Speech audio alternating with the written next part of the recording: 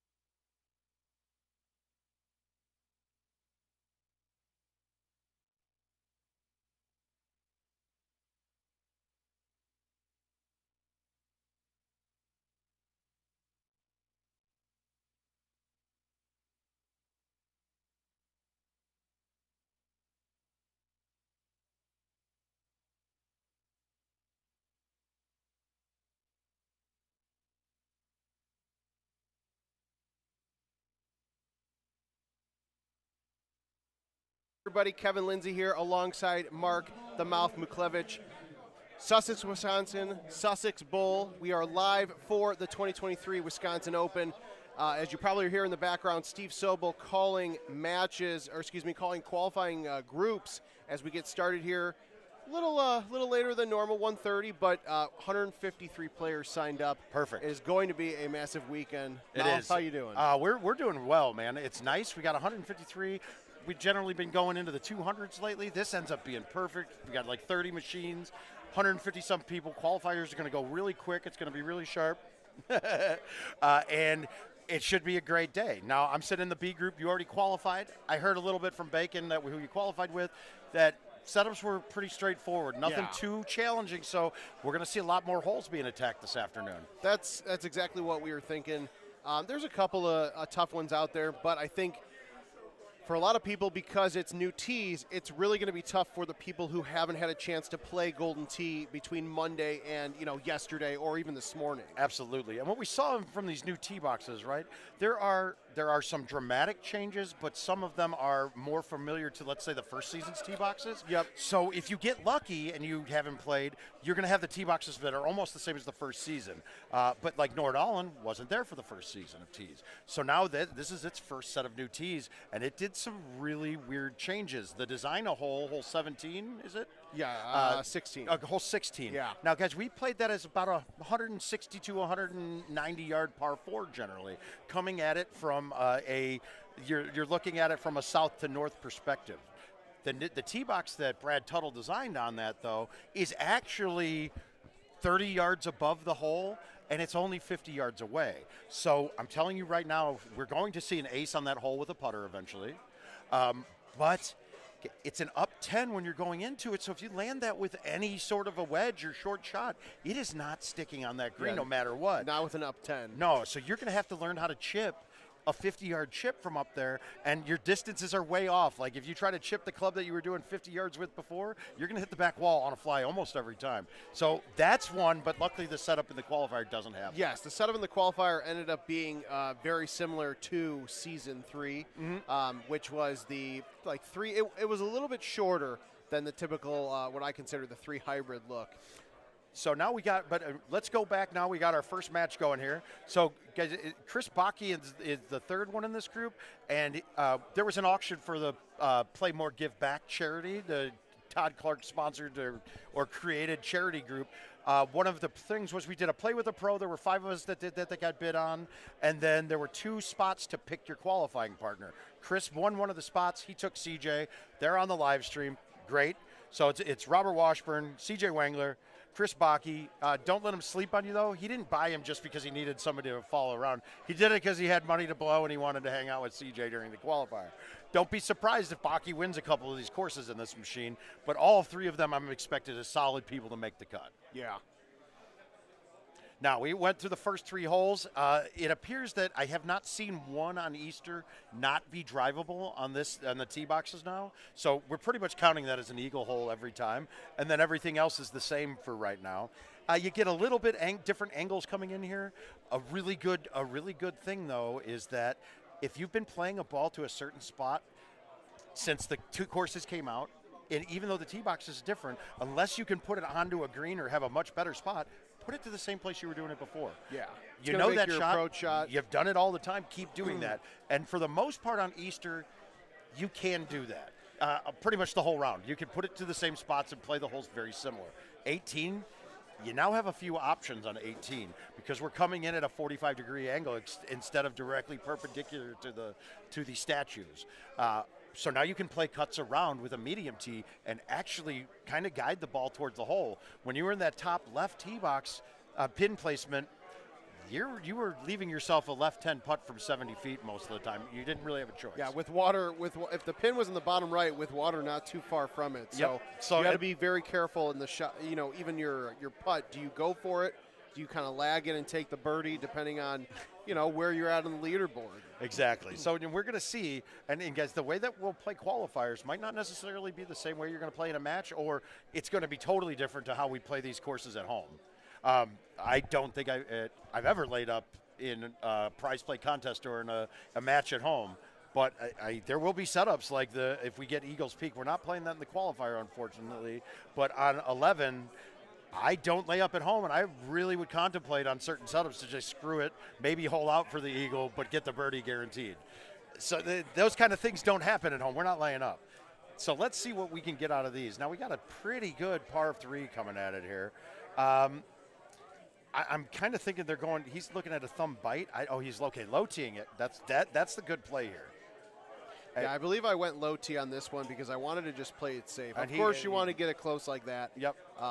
But sometimes, again, if you haven't played these new tees a lot this week, you might be in between certain clubs. Yeah, you might have to cut in a bit more, or cut out against the wind.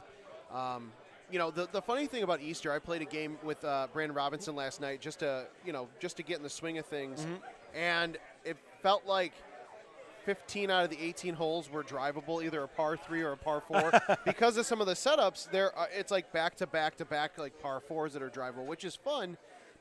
But when it comes to qualifying, you get some people who may, they're not used to qualifying with other players. They're not used to playing with 2 or 3 people. They're used to playing games at home. When you get into qualifying, and then even more so tomorrow in match play, it is so much different, like you're saying, than when you're at home. Okay, this hole I want to talk about specifically, guys. So it's the same general idea on the approach, but there's one number that we are never given in Golden Tee that we're always estimating, a variable that we never see, and that's elevation. So if we looked at this prior to if you look at the green spot just short of where his 318 is lying up on the overhead view, that's where we used to play it to. Distance was fine, it was easy to get there, but you were 50 yards in the air. If you're going at this one, you always would say, I'm not wasting a high tee on this, there's no need. Now there is. If you put the ball down where they are at, not only is it shorter, but the one variable you don't know is gone because you're at the same height as the hole. So now you have one less variable to deal with. It's a really important way. As much as I have to see statistics on it, but I would guarantee that this hole will have immensely more hole outs on it now than it did before. Yeah. Just because of height change. Height change is affected differently for different shots. So you can't say a 9 wind from 50 yards in the air is one thing, but you never know if you're 50 yards in the air, if it's 40 yards. You're just guessing, and it's a guess. Educated guessing at best for most of us, still a guess. Well, and especially at 300, some of those setups, you end up 300 yards on your second shot, and you're dealing with the elevation change. Now, I like it. These guys, Mr. Washburn going with the 4 iron. He didn't hit that one. I really like the 3 hybrid. I believe that's what I use to come in on this. Do you use the 4 iron? Okay, so I'm for I'm a 4 iron 9 wood. So 9 wood. 9 wood's my lofted wood of choice, then a 6, then a 5, a 4, a 3, a 10.5, and a 9.5, or an 8.5, depending on the course. Easter's always stayed the same. I don't need another iron in there. There's not. The 4 iron fills in all my gaps. Good distance control. There's good gaps in between all my clubs. The interesting one now is Petra. I see a lot of people play the 2 iron to get through the gap on hole 4 or 5, if I'm the archway hole. Yep, I believe it's 4. Well, now you're also getting thrown into the mix back at the 270 to 290 tee box there. And while the low 2 iron can get there, it's not getting far enough up. So if you have a pin in the far back, you can't get down to that hole, and you're leaving yourself a challenging putt, that's awesome for me because the low tee 8.5 comes back into play. But you got to have a feathery little touch on it to come back at it. This hole got a little bit, you could say harder or easier. There looks like these trees now could be in play. I'm not sure if if the 10.5 would clear that on with no high tee. It looks like a 10.5 would, but I don't believe your 8.5 or 9.5 would. So a shot that you'd hit before, like if you had this tee box in the pin in the far bottom, you kind of have to fluff down a high tee shot and land it by the pin. When it's the shorter one like this, it is really, honestly, this is a really friendly look for this. It's going to be hard to mess this up. You'd have to really hit the wrong club and overhit it to really have a problem. But you saw all 3 of them, but nobody's really locked in, it seems, because that was one that I'm surprised somebody didn't pull a no pullback, thumb bite 4 wood or 5 wood and have that thing right at the cup and have a chance. But we're just getting into the start of this, man. People are still breaking the nerves. Hangovers are still being had. Well, yeah, I was going to say, even though it's 1:45 Central Time, some of these guys have been here playing games since 9 a.m. this morning at bar time. And we haven't done it yet, so I'll do it now while these guys are attacking this drivable par 4. But a huge shout out to Stefan and Cassie. Oh, absolutely, guys. You know, they are the owners of Sussex Bowl. You know, their staff. I mean, Kevin, you and I have been coming to this tournament before it was a power tour. events, yeah. I still remember St. Louis in 14. Stefan came down just to see. Stefan plays a little Golden Tee, but he's by no means a Golden Tee player. Yeah. He's not on a level to play in the tournaments and be competitive, but he will do it for fun and have a great time. But he came down to the St. Louis tournament because he wanted to make this a stop. He saw the benefit, and you know what? He realized he adds the money accordingly. I want to say there's 11,000, 12,000 added. I mean, it might even be more than that. It might be 100 ahead. It might be up to 15 with 150 players. I'm not sure. Yeah, but it's by at least far the 11 most. or 12. Yeah, it's by far the most of Yeah. any event. We have great specials. Food's great. We have the staff here is fantastic every year. It's another one of those stops where, you know, somebody like Isabella, if you've ever been to the Wisconsin Open, you'll recognize her. She'll recognize you. She doesn't even work here anymore, but she comes back to work these tournaments because she enjoys everyone's company that much. I mean, yeah, some of us still talk to him outside of this now, too. It's kind of weird. But it's just a great event. I mean, we were back. Kevin and I had a really historic match on this years ago, and this is way before Power. But this is Jackrabbit Junction, so that was 2012. I think it was my second year of tournaments. So that was, but that 2012 was Jackrabbit Junction. I believe so. So Kevin had two better going into 18, and. I used to be good at Golden Tee. Well, I mean, it wouldn't have been mad. I wouldn't have been mad losing to a two-better, but he missed a putt, but then tried to putt the comeback when it had gone through and touched the rough and missed that. And then I think I hold out in sudden death to beat you. Yeah. So it was like it was good. I loved it. I loved it. Sorry to break your heart again. It's a learning experience, and that's what you're going to see a lot this weekend. Even somebody like CJ, he's a good player. Now CJ did just have a little chink in the armor. He did miss a putt that he would almost never miss. So it happens. And that's guys. exactly like we were talking about earlier. You know, even somebody like CJ, who is a good player, he hasn't. I feel like he's kind of a George Von K level where. I know. He's not to George's level yet. He'll getting get there. I mean, George has been at that same level for like no wins, but he's definitely a threat. I mean, my worst. He gave me. He shot He shot a 4-better on me in Dallas. Like, I mean, just everything. He just nailed everything. Then he'd make 2 mistakes and make 6 chips. So George is that guy. He can be in a certain zone. CJ's a lot more steady, it seems to me. He's very steady. I don't see a ton of magic, a ton of super on it. Like, you watch him play, and it's very methodical. Nothing insane. Not doing something crazy. It's not like you're watching Haas going, Jesus. And I think that may be kind of like the differential factor where it's like once you kind of see over the next couple of years, CJ getting to that level very easily, you can see it. And it's if you look at all the crew from Minnesota, they're mostly a stoic group of people. Andy Fox has been up in the elites for years, and most people have never heard him speak. Unless he's quiet. CJ's a little bit more outgoing, but he's also younger than us. He should be a lot dumber and make a lot more poor decisions. I'm kind of upset with him when I don't see it. But nonetheless, he's there. He's doing it. And he's thinking through stuff now, right? He's there thinking through it. I don't think missing that putt's going to get in his head too bad. He might try to push a little hard, though, and make another mistake. But I don't think there's much. How was 17 on this look? Was it 17 was pretty You aceable. could get up to the bottom fairway, so you didn't. Oh, excuse me. Sorry, 17. I was thinking the par 3. The par 3 is always pretty easy. No, so 17 is actually a pretty rough setup. Oh, it is big wind in your face. It's 13 to about the 5 o'clock, so you can potentially drive it, but you're going to have to hit a really good shot. Okay. So then, but it's one of those interesting tee boxes that Jim Z has for this season. Good. So then that can be a play. That can be a hole that's a stroke bringer. This one here. Look, I've always had an issue with offsetting everything. And it's not that it's offset, it's that the game is assuming that you're not driving the green. So it's going to an aim point in the middle of the fairway. I really still think that needs to get revisited because the logic behind it's I don't think it stands solid now that it did back when Golden Tee came out. Right. And I know Adam and I have agreed with it. I think you kind of have too. But it's still a Jim Z thing, thinking he wants it one way. And so be it. If that's the worst of the problems, I'm okay with it. But it just always gets me. If I whiff the ball or tap this off the tee, it then centers me right at the pin. So the game knows I can drive this green, so it should be telling me that and facing the hole. That's where the risk comes in on this hole, guys. Now these guys are all using 3 woods. I actually used the 10.5 because I wanted to take. Granted, I'm using grabbers, so I wanted to take advantage of that 10-mile-an-hour wind. Yeah, you can almost 10.5 with nothing. Just let it roll right up there. Now, see, I'm thinking I'm going to go. Oh, okay, there we CJ go, coming CJ. back in the hole in one side pot now. That's a good one. We'll get that marked down. We saw it live. We know he's not lying. Now, he's one of those people that very rarely do you see a lot of emotion out of him. But he's like a lot of us. You will see the emotion on his face when he screws something up in match play. Absolutely. But again, he is one of those newer players that he's somebody to watch. And that actually just kind of answered our question. Does that miss putt affect him, or does it get he wiped it out in 2 holes? On a hole that's not really one that you're looking to ace most of the time. I mean, and let's be honest, GSPs. Yeah, he'll be up there now. That's going to be the top 32 really can make a difference in seeding. Right now we're assuming. I'm going to go with Golden Tee par on this.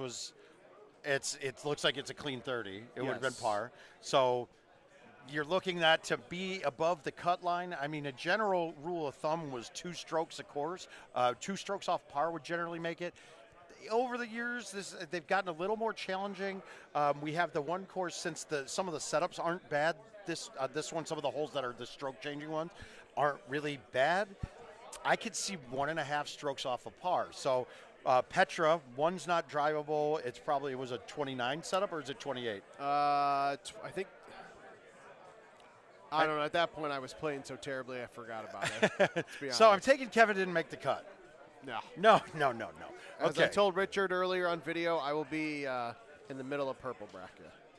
Okay, good. He's confident in that. Who knows? But he might be bottom of purple. Yes. Or on the cut line for pink. But this is not. There's 150 people, so you get 32 main, 64 purple. So you just have to be in the top 2/3 of the tournament. So that's not. You feel like you should be there. I don't know what you shot. Now, CJ just dialed one in here. What do you think he's going at this with? I like the release. I think you need release. Yeah, I would have went release on I think that. it's coming up short. Yeah, a bit. And I almost think that – I don't think that the low T – I'm even thinking low T roll. Now, the plus – you guys see these other letters in front of some of these, the P's and the S's? You've got the super spin clubs that are dramatic backspin. Generally, we used to play that quite a bit. Haas and I were very big fans of that in closest to the pin. Yep. But mainly because the rain holes, you could still snap the ball through with the super spin, and the courses with range back in the day paid more. Like they were less hole-in-ones in it. So if you were getting those, you were making more money. Or paired with a streak-type ball with very little backspin on the ball itself.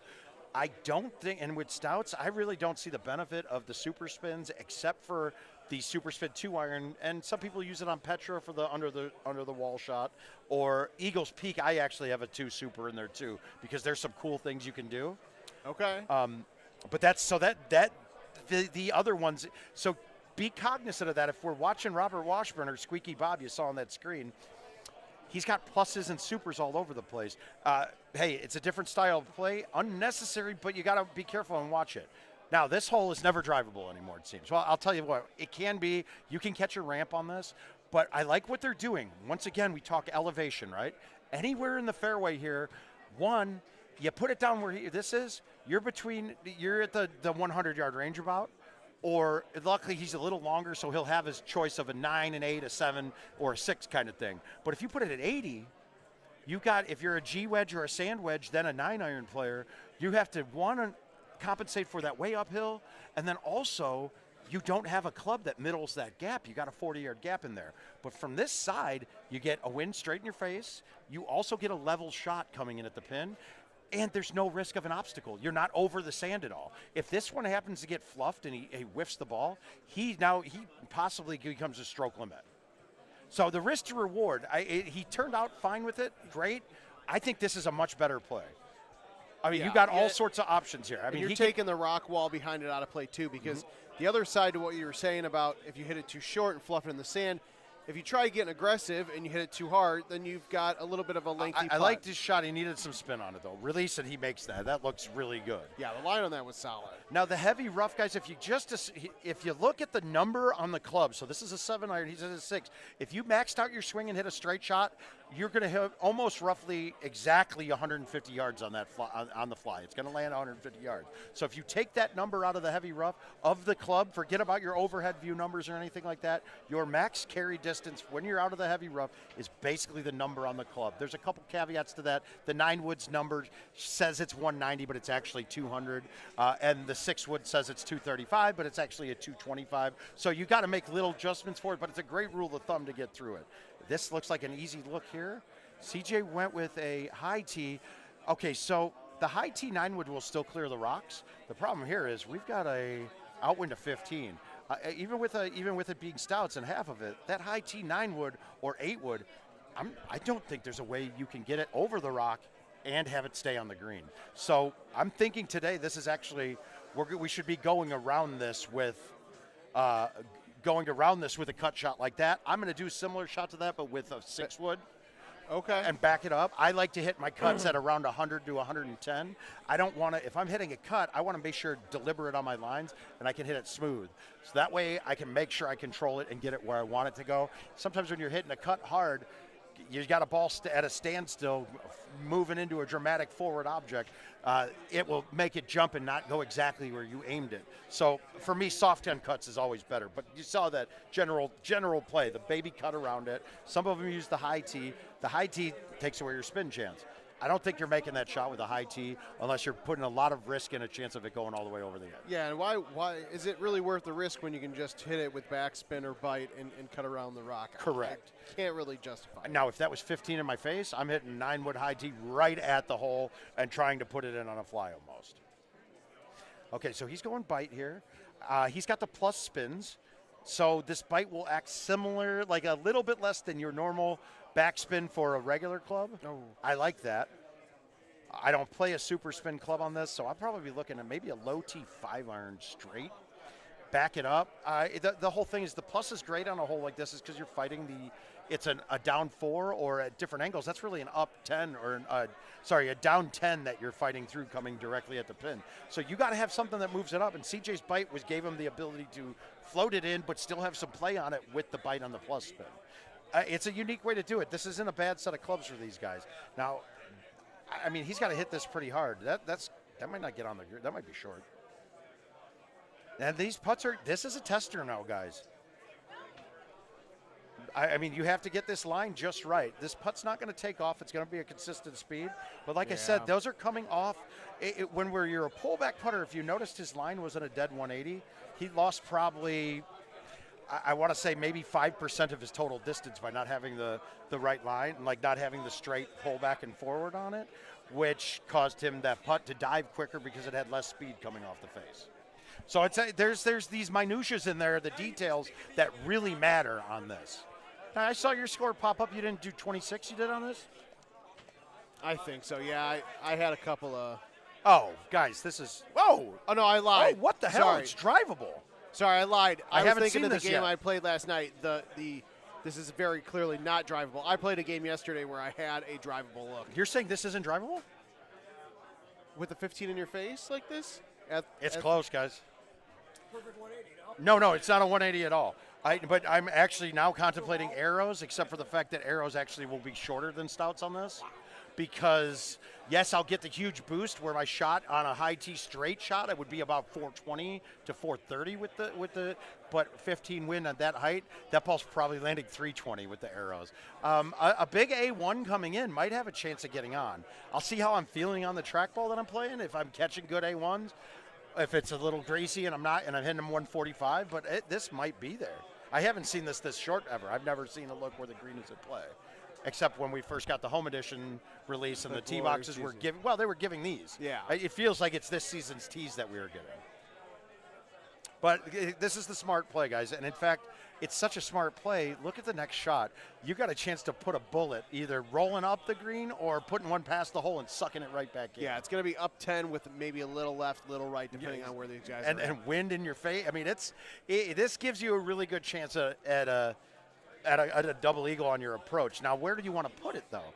This is going back to if I have the choice, do I put it where I would always put it off the tee? Like right now, I could actually hit a smooth driver and put it right up to the edge of the fairway, but I've never hit a shot from there. Right. I'm always hitting from the back edge of it. Go with what's familiar. Yeah, so now you know your shot here. You're in the fairway. I mean, for me, this is CJ thumbs 6-wood backspin, and this got a chance going right in. He's got it lined up. CJ's, if you notice, CJ's going to hit the shots pretty much exactly how I'm calling them. And that's it. What was he, 200 out? Gotcha. So like we saw there. Now what does Chris do here? I don't like no spin. Yeah, because you can't really control it. I think he left that a little short, maybe. Right. He made it. Oh. So that's a shot neither one of us I wasn't enthused about it. I probably still for him would have gone with the 6-wood backspin. But yeah, he needs bite. The no pullback push bite, he's probably not going to get a lot of motion coming back on this. Yeah. You got to have that. If you're doing a bite shot going into something like that, you need to get that into about 100 mile per hour range for bite to start coming back, and then the 10 will take effect. But you'll find that on a lot of these sloping fairways and things, your bites and your releases will stop, but your backspins and your rolls will cause it to go down the slope very hard. Yeah. Okay, that's a really good look too. I mean, there's not much. I bet you'll see if we get a Haas on stream. I bet he comes in with a full from right here. I think I hit a. But this is too gravy. A high 6, you can't mess this up. You can hit it as hard as you want, and you're not going over to the point you'll hit off the hill back there. You're coming up. You could easily give this shot multiple chances of going in. It's a good point. I mean, I could miss it bad left. It hits the left hill, and it comes right down at the hole. I could miss it bad right. It hits the right hill, hits the back hill, and comes back up. It looks like a pool hole in here. But these guys are plopping it down perfect. So it's slightly uphill now. You're slightly above the hole now. Before we were way below it. So I'm wondering if a 5-wood medium tee clears that mound now. I don't know though. But we saw it looks like did everybody shoot a clean 30? Unless CJ doesn't get this putt, and this could be a tester. He's probably thinking about chipping it. Well, do we consider it a clean 30 because he? Yeah, well, he missed one and got one, so he shot a 30. We had 31. Baki missed the putt, missed a putt in there. Squeaky Bob 30. So what's the difference? CJ's round with that many points is a huge advantage here. Yeah. I mean, that probably separates him from five people in the field, maybe even more. But what we're going to do is we're going to find someone else to jump in on the stream here. Todd Clark looks like he's a man on a mission. Jason Stark's sitting here. He's going to jump in, guys. I'm going to go qualify. I'll be on the stream as well. I got a fun group. It's me and Mike Yeager. I get to make fun of a Washington guy wearing a glove. Great, grand. But we just saw a Washington guy with a glove shoot 29, so they're good. We'll see you guys shortly. We'll be back when we're done. Have a good one, guys. Thank you, sir. Jason, you can jump in. Where did my cards fall now?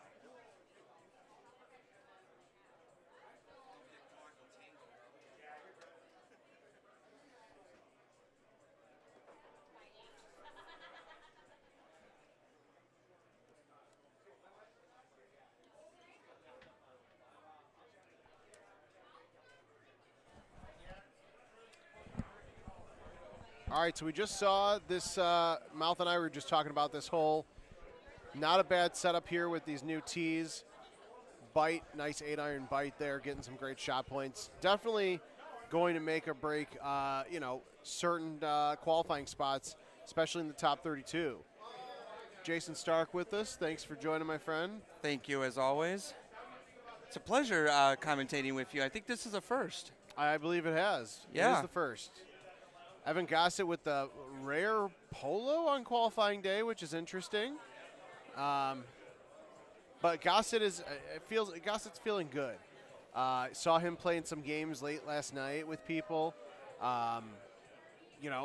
He is a man on a mission. He has not had a tournament win in a long time. Yes, this is true. And so he is going to I think he's going to make a good run this weekend. Yes, I agree. Well, didn't he have that win at the Dallas Open? Yes. So, but before then, it had been quite some time. So he does have some momentum going in, into this tournament. But Evan is one of those guys who sometimes just gets in his own head in his own way. But we'll see what happens. It's still very early on, 2 o'clock. Most people, at least starting the first qualifying course, the second group, Group B. Have you qualified yet, or? Yeah, I qualified yesterday with Todd Clark. Oh, that's right. Yeah, you did. Yes, I agree. Now, see, Evan, I don't know. Evan is going back and forth in his head, like, do I just say screw it and try to drive this? Okay, so he is going to play it smart. Yeah, because I had that same thought too. It was like, should I drive it? But with a downwind 15, it's just really, really the touchy. The chances are very low. Yeah.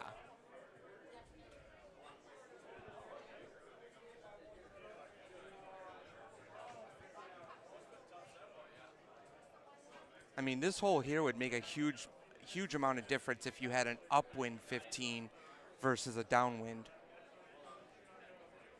Yeah, and the one thing people have to be careful of too, like, he's not really going to have to worry there, but make sure when you're laying up that you are not hitting that too hard, because there is a chance we can catch that water. I did see that happen to a couple people yesterday.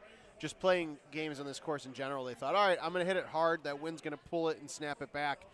And it just didn't happen. Yeah, and then you're in the water, and then your next shot is a mystery. Yeah.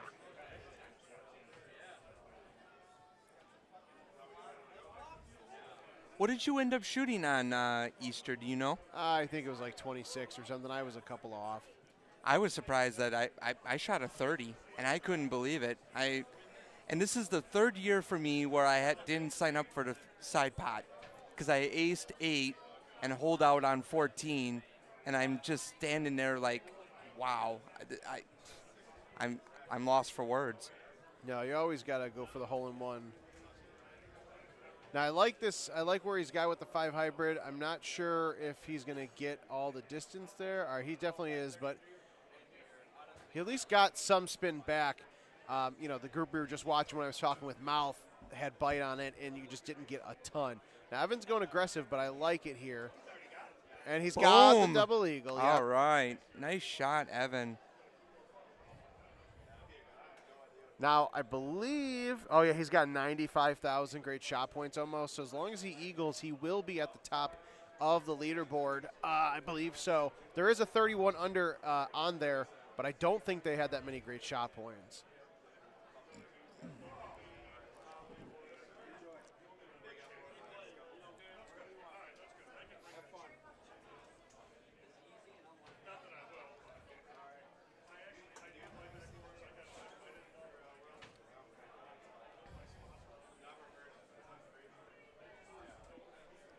But yeah, going back to what you were saying, Kevin, that I think there's a couple people here that have 31 unders, but not as many GSPs as what Gossett has right now.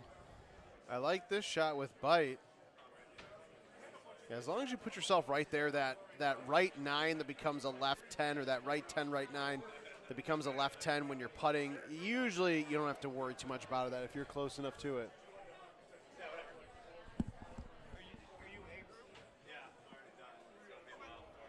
How long ago did you just finish? I just finished not too long ago. Okay. So. Yeah, so this should be a pretty easy putt for most of these guys.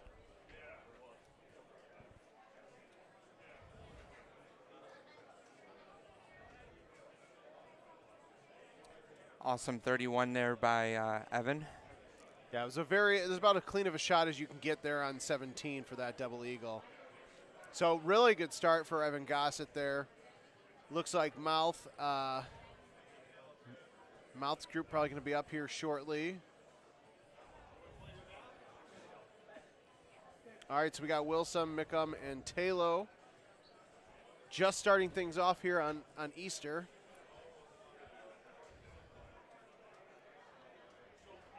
Justin Wilson, one of those names that you don't think a ton of when it comes to tournaments, but somebody, he's a home edition owner, plays on PGA Tour home now. He is how would I call him? He's probably like silent but deadly. Like, he can put up some really good qualifying scores. He's had a lot of outstanding matches on Sunday Match Play at various tournaments. So he's definitely one of those sleepers that if you're new to a tournament and you don't know a ton of people, you may think, okay, like this guy's just a regular player, but he's definitely got some really good game there. Yes, definitely.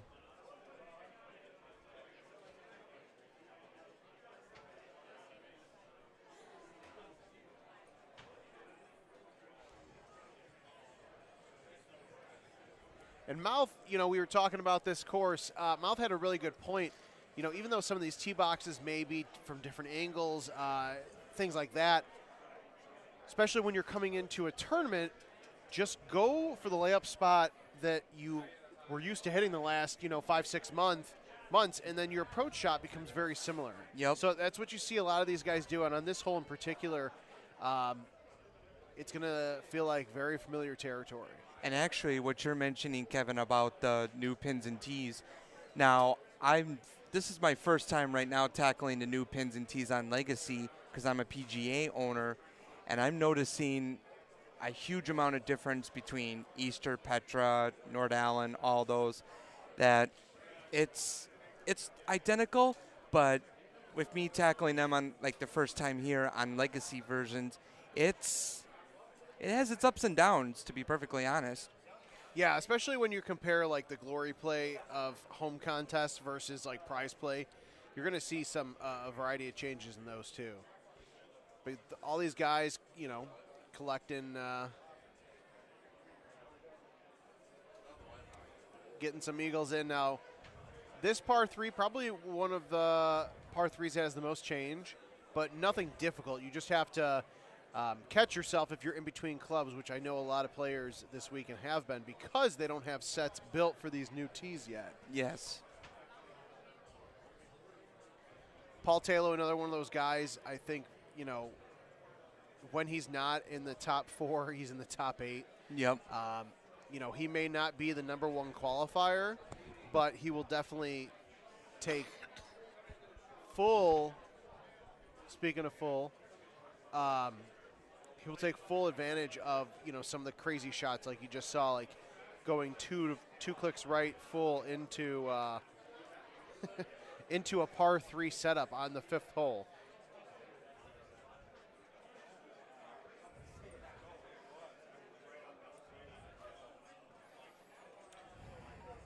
See, and it's a tough shot for him there. Did not get.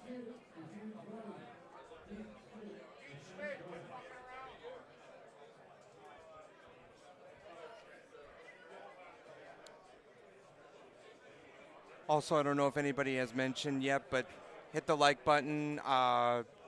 Subscribe to Golden Tee if you haven't yet. You'll get all the live streams from all the PEGT events. You'll see Kevin in the lounge. So smash that like button, guys. We got a total of 18 likes so far. I think by the end of the night we can get probably over 50, 100. Oh yeah, we'll get over 100. So 200 easy. I mean, we've got all night. We'll be here, getting into. This is qualifying course number 1, so you still have Petra, Nordland, Champ 99, and Hollywood Hills. So there's going to be a ton of Golden Tee action going all weekend long, all night long. PEGTtour.com to take a look at the Wisconsin Open. Leaderboards probably within, I would say by 5 o'clock, they'll have some scores, some leaderboards inputted in there so you can kind of follow along. And all right, the poll is up there. Can we get 200 likes today? And as Jason was saying, make sure you subscribe on YouTube, like the video, share it on social media, whatever you can do. If you can't make it here, then at least help support the stream and what the team's doing here at the Wisconsin Open. All right, I like that ultra shot. Oh, almost.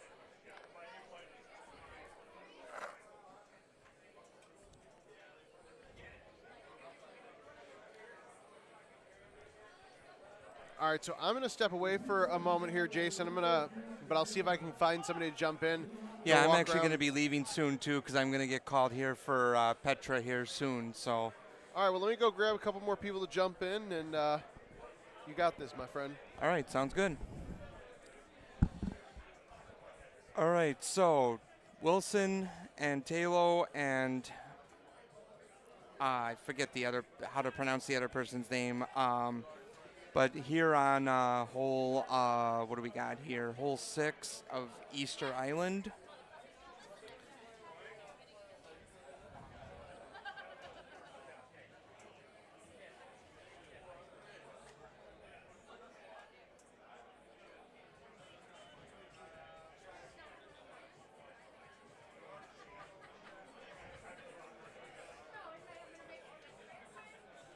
Sounds good. All right, so hole 7 here of Easter. Not a really bad look if you could get over the trees with bite. Sometimes backspin also works too. That works as well. I actually aced this hole, and I actually went over the trees, and I was shocked that I made it in. So, but yeah, if players like they take the tee over to the far corner there, they could do it with bite, or they could do it with backspin, which is okay. Also, we're going to be switching over to the mouth cam here soon. So if you guys are looking forward to that, we'll go from there.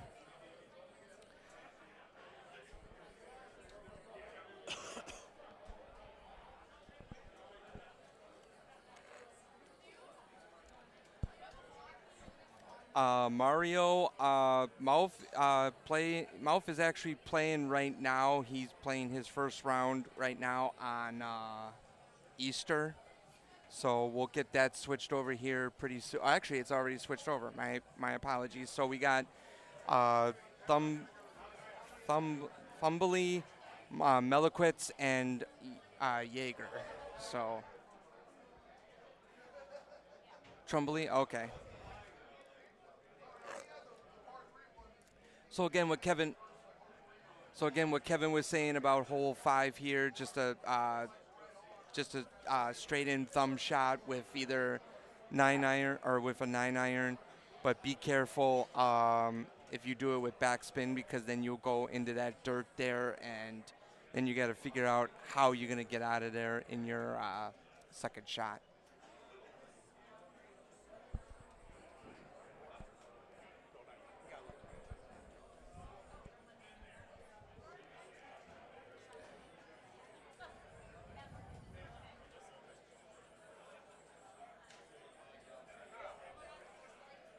All right, so we'll see what we got here. Looking pretty good. Oh.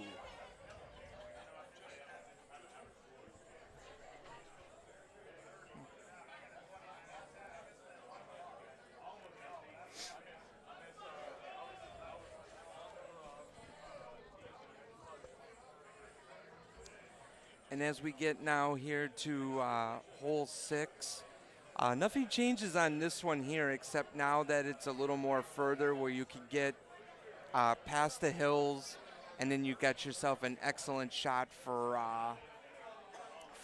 your second shot for either an eagle or potentially a double eagle. So.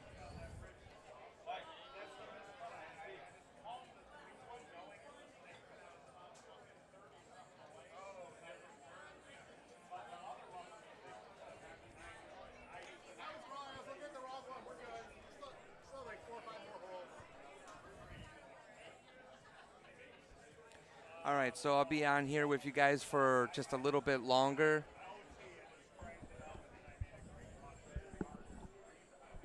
All right, we got the legend himself, Mr. Will Sandston, in here.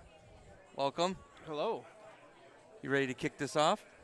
Yeah, I already played my first round. I was in the first wave.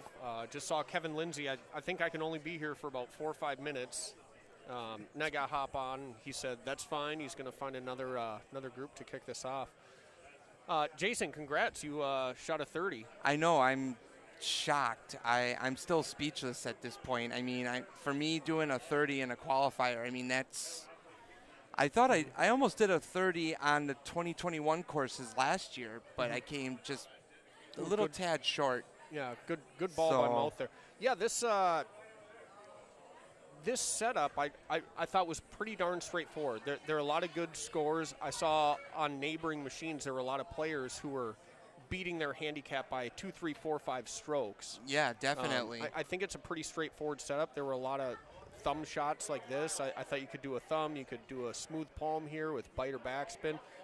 Mouth has a really good palm game, so I think he'll stuff this in pretty tight here. I think this may actually. Yeah. Otherwise, I thought the setup was pretty good. I had never seen the setup on 17. Actually, 17 was not. 17 is actually okay.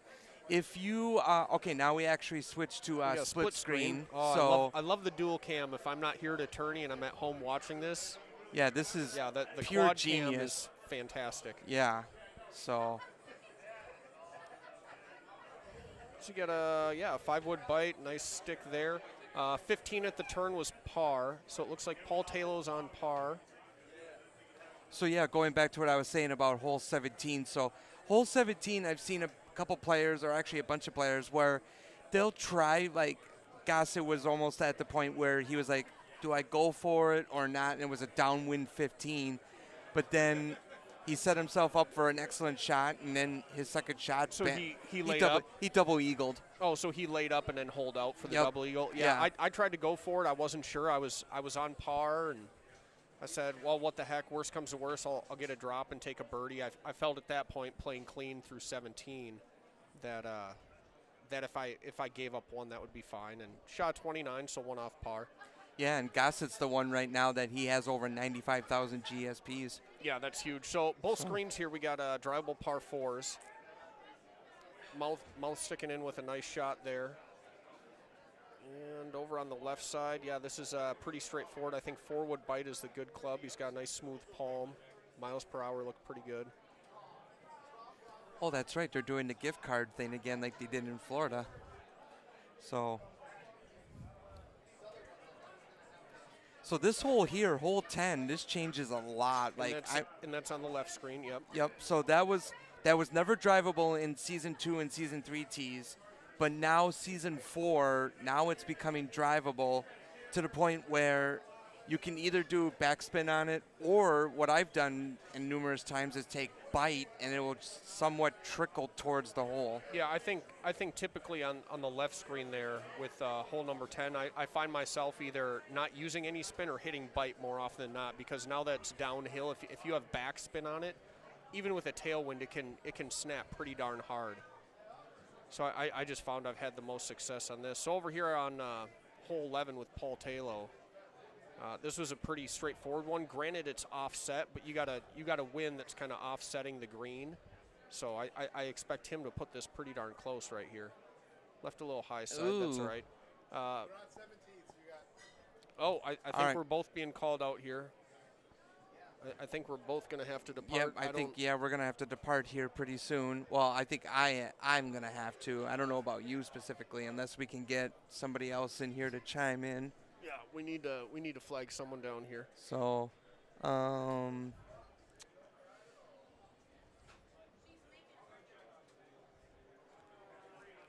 looks like. Yeah, we'll definitely will. We got the low 6-wood there. Great line, a little long. And we'll see here what happens on the left screen on hole 11 here. Started it off a little left, but it's coming back short. Yeah, I'm pretty happy with the new tees and new pins. I think they're interesting. I think it's such a great feature to be able to switch that up mid-season and keep it fresh to an extent. Yes, it's always exciting to have those out, and then obviously they just announced that Worlds is coming back, and they've announced qualifying dates, and so it's really exciting. I mean, a lot of fun things happening. The release at Eagles Peak, so there's so many good things going on. Let's see what Mouth does here. I'm guessing he's probably going to hit a bite shot as well, because, like I said, with backspin, I just feel like it can snap off. Well, yeah. He goes. Oh no, he goes with the backspin. Yeah, with back. Ooh, he hit that a little too hard, but I thought for a moment there he was going to hit the sand. Yeah, I think he got away with one. He'll make that putt. Yeah, he's a good player. Oh He'll yeah, stuff definitely. That in there. So. All right, well, we're going to sign off here, and we're going to find a couple of other people to jump in here, depending on who we can find. Yeah,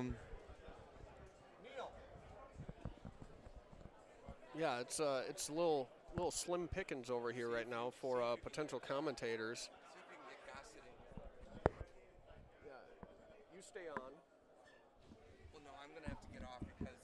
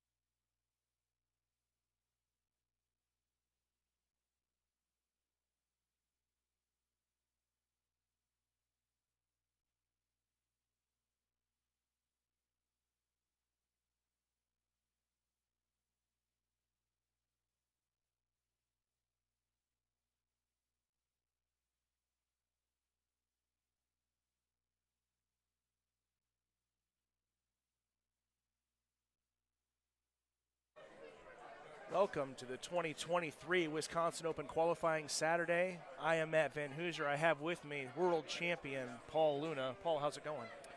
Pretty good. Just played actually this setup that everyone's watching right now. Yeah, I got done a little bit ago myself. Wasn't too bad. Wasn't too bad at all. Yeah, what'd you finish?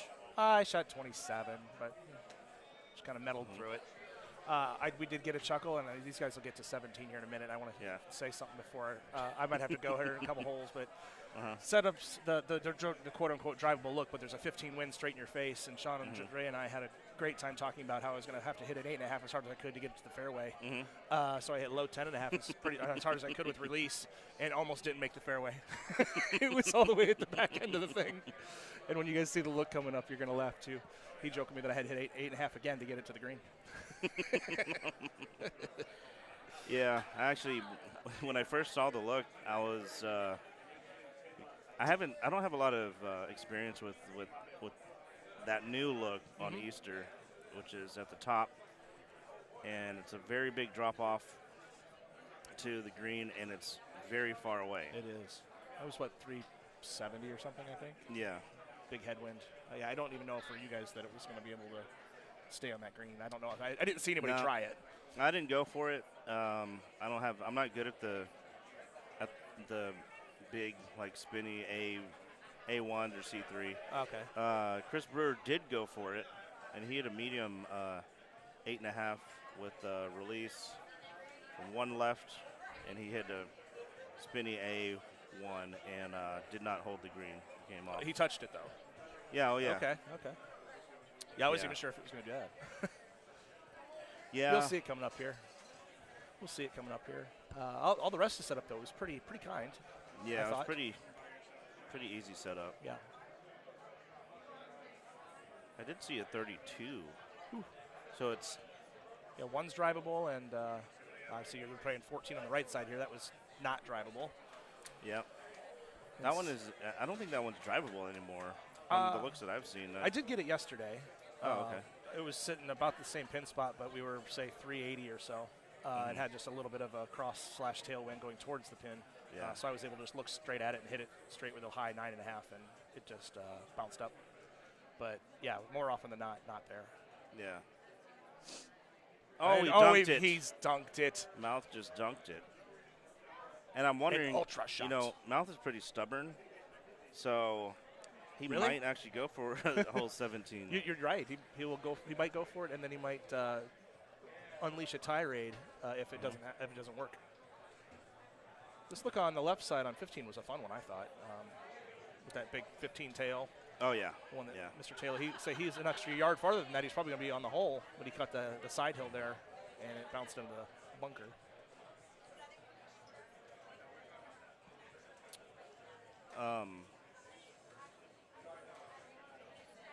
He's hitting a high tee here. Yeah, that's the a medium. little sketchy because the tailwind's going to really drag you down that green, but he does need the high tee to go straight at it like that. But yeah, it's just tough to set that thing down. Stop. Yep. He's got a putt out of it. Mouth is hitting the same shot that I hit. I guess you probably hit a. I did the same thing. 8 wood. Yep. Yeah. Almost hold it. I hit a 6 wood. Yeah, I saw a lot of 6 woods with stout players. Same result really. Yeah. That 6 backing and 8 backing for the win players. I'm sorry? He was asking what the heck we were doing. Oh, yeah. He used nicer language than that. So yeah, about like that. Yeah, about like that.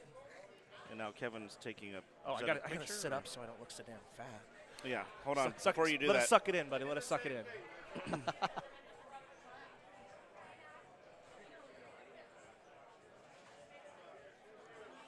Oh, no, we were talking about Kevin's taking photos. Yeah, he's over here with the deity. Yeah. Good shot there. Let's see if he makes this putt. Let's hope he can make the putt after that high tee experiment. Stay up. Nice Very work. nice. Nice work. That's tough because you really got to throw that thing out there. When it slows down, it breaks hard. Mm-hmm. Oh, this is Justin Wilson, an up-and-comer from Michigan, I believe. Michigan is correct. He's wearing the Tiger shirt. He's a big Tiger fan, as you can tell. Yes. Plays a Tiger. And he's left-handed. Pretty good player. Is Tiger left-handed? No, Justin Wilson is left-handed. Oh, okay. Tiger is probably a scratch golfer left-handed, I bet. They seem to do that a lot. I wouldn't be surprised. Just to rub it in how good they are. Good to see Michael Jager back. Haven't seen him in a while. It seemed like quite a crowd from Washington to make this trip, so that's good to see all those guys. Both Arringtons. They got Nate Stoll to show up. And Chris then Mike. Backey. Yep. Steve Plank. Good crowd. Great group of guys, yeah.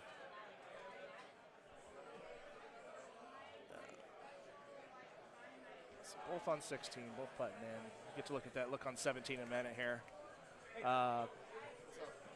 Qualifying courses, the courses that are out today are Nihon and Eagles Peak. So sorry for anybody who's looking for Eagles Peak pointers. Those will have to come tomorrow during match play. When that was announced, the entire room booed. They all wanted to play it, which is good. So yeah, here's this look on the right side on 17. Huge Gaylor in your face. We'll see if Mouth thinks he can get that thing there. 375 to the lower half of the green pin. That's a lot of carry. He's going to look at this a couple different ways, but yeah, so jokingly, I hit the driver, and about halfway through that lake, my driver was over the water about halfway through that lake, and it landed all the way to the back end of that fairway. He is going to go give it a go. Yeah, he went for it. 151. He's hitting high. 151. I don't know about that high. 151 I don't think it's going to do that. I don't think it's going to do it. It's going to be short.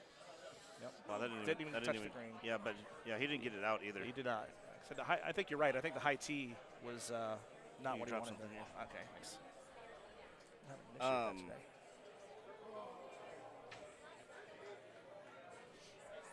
So I'm going to guess after that look that everybody else is going to go ahead and lay that in the fairway. And from the fairway, you can actually have a chance of holing it out. So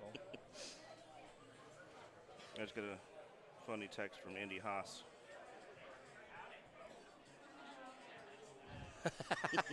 Two-clicker. It's a two-clicker. He's a humorous guy. All right, player 5 is up. Player 5. That is interesting name. Yeah. Do it. Go back. All right, that'll be fine. See, look at how hard. With all that downhill, that just comes back. So basically, I landed there, but it came back 70 yards with release. Speaking of the struggle is real. Have you seen that look on Nordland 17 now? Yes. From the yes. I texted Mr. Tuttle. I got it the very first time I played it. I got a 14 crosswind with a little bit in my face on a gap wedge distance on that thing. I immediately texted him and let him know what I thought about that. For anybody who hasn't had that tee box yet, it's kind of a, if you will, it's kind of a redesign almost of the drop spot on Temple 17, except for it's farther down. Oh yeah, mm-hmm. It's farther downhill, but it's kind of that. That's a good. I feel like I have to chip a 6-iron kind of thing. And closer. Well, because that drop was whatever 25 or 30ish, I think. Yeah. And then the shot's like 60. I think I did try to putt that a few times on 17. On Temple. From the drop, yeah. Yeah, I saw a couple of YouTube replays where that had been done.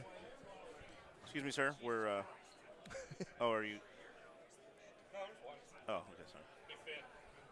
If you hear if you hear Brad Baird on the microphone, this booth that we are at is only the entire length of the room away from where he is qualifying. So we're sorry, there's nothing we can do about it. Nice, and you really the players couldn't have asked for a better look on 18. I don't think that's a pretty cherry look. Yeah, it is nice.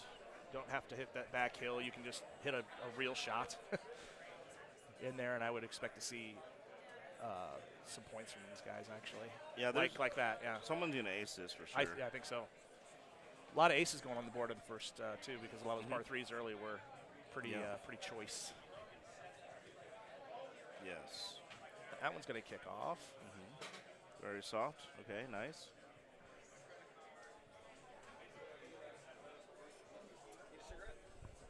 Do you know Jordan and I were almost up? Do you know if Jordan and I were almost up on that other machine? Do you know if Jordan and I were almost up on that other machine next to you guys? I don't even know who that is. The whip popping wheelies, baby. Oh, okay. I didn't know if they were almost done.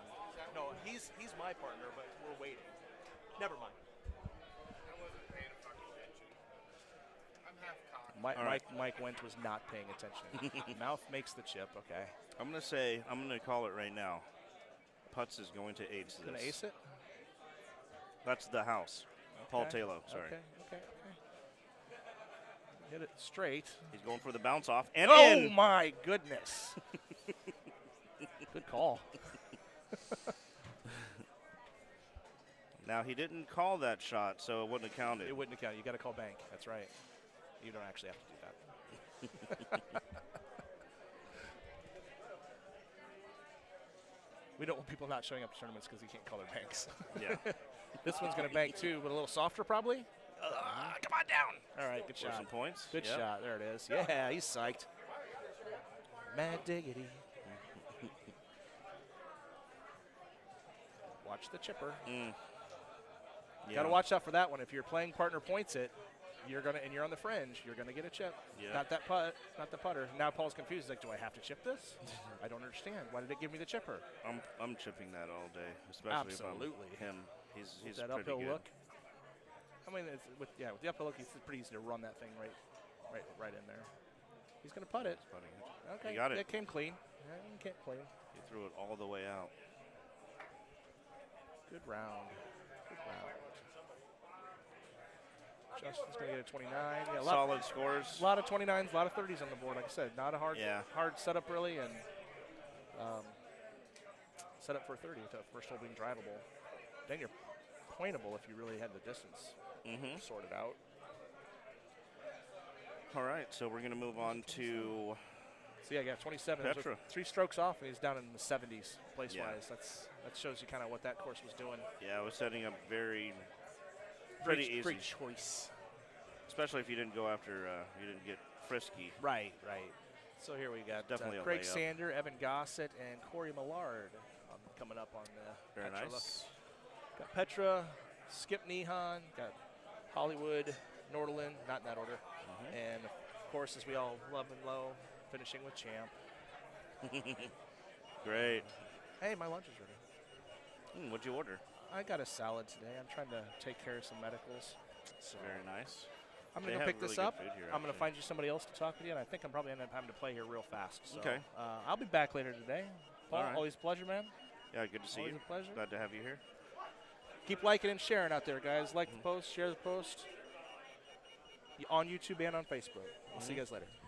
Thanks, guys. And I'm going to go ahead and head over to the.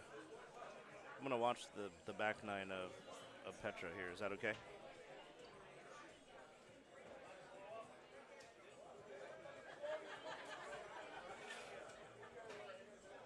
Hello?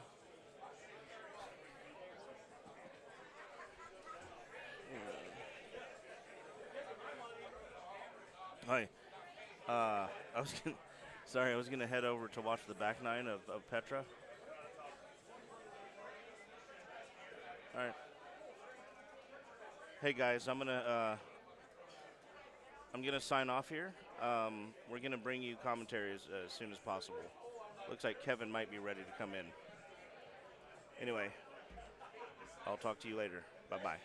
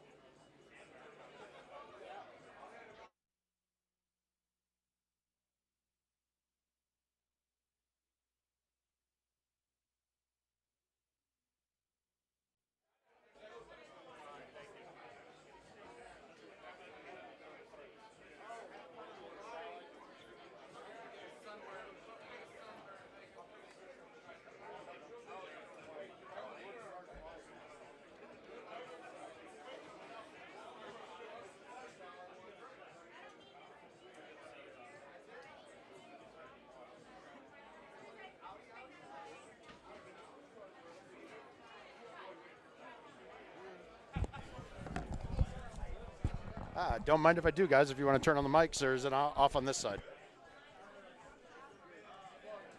You got me muted, or are we live? All right, beautiful. Okay, so we're Petra, right? Petra's not too bad. if you saw, I just finished. This is the mouth, by the way. I just finished that Easter round. I hit one bad shot, and then I tried to drive 17, and I taught myself something there. The A1 will go shorter than a straight shot on that. So I'm actually contemplating, if I had that setup again, I would maybe low tee an 8.5 driver straight. That way you don't get it to roll back down the hill as much or on the green. It might be a chance. I take it 1 is not drivable on this, obviously, so we're all clean with 1-unders. I see Gossett coming at this with a solid little 5-wood, maybe a backy. I don't know. Well, CJ just hit a gem and canned it, so that's his second ace on fun holes. Well played by CJ. I don't know. He hit a full, didn't he? I mean, do we have a line over the top? I can't see. Nobody's looking up. Let's see. And this might even be a high 9-wood right at it, too. We'll have to check it out. We got Bobby Washburn here dialing it in. Yeah, high 9-wood will work. A medium 6-wood would probably clear, too. And you can just back it right in. So we'll see what goes. I'm really curious. I'm curious, though. So we got a full with bite. He didn't hit it straight, but let's see if that goes. Yeah, he's a little short. Cut 5 coming in, no full. All right, everybody's on the same spot here. Now, let's see. Baki looks like he's going to look at a full 2, but I'm still thinking we can go right over the top on it.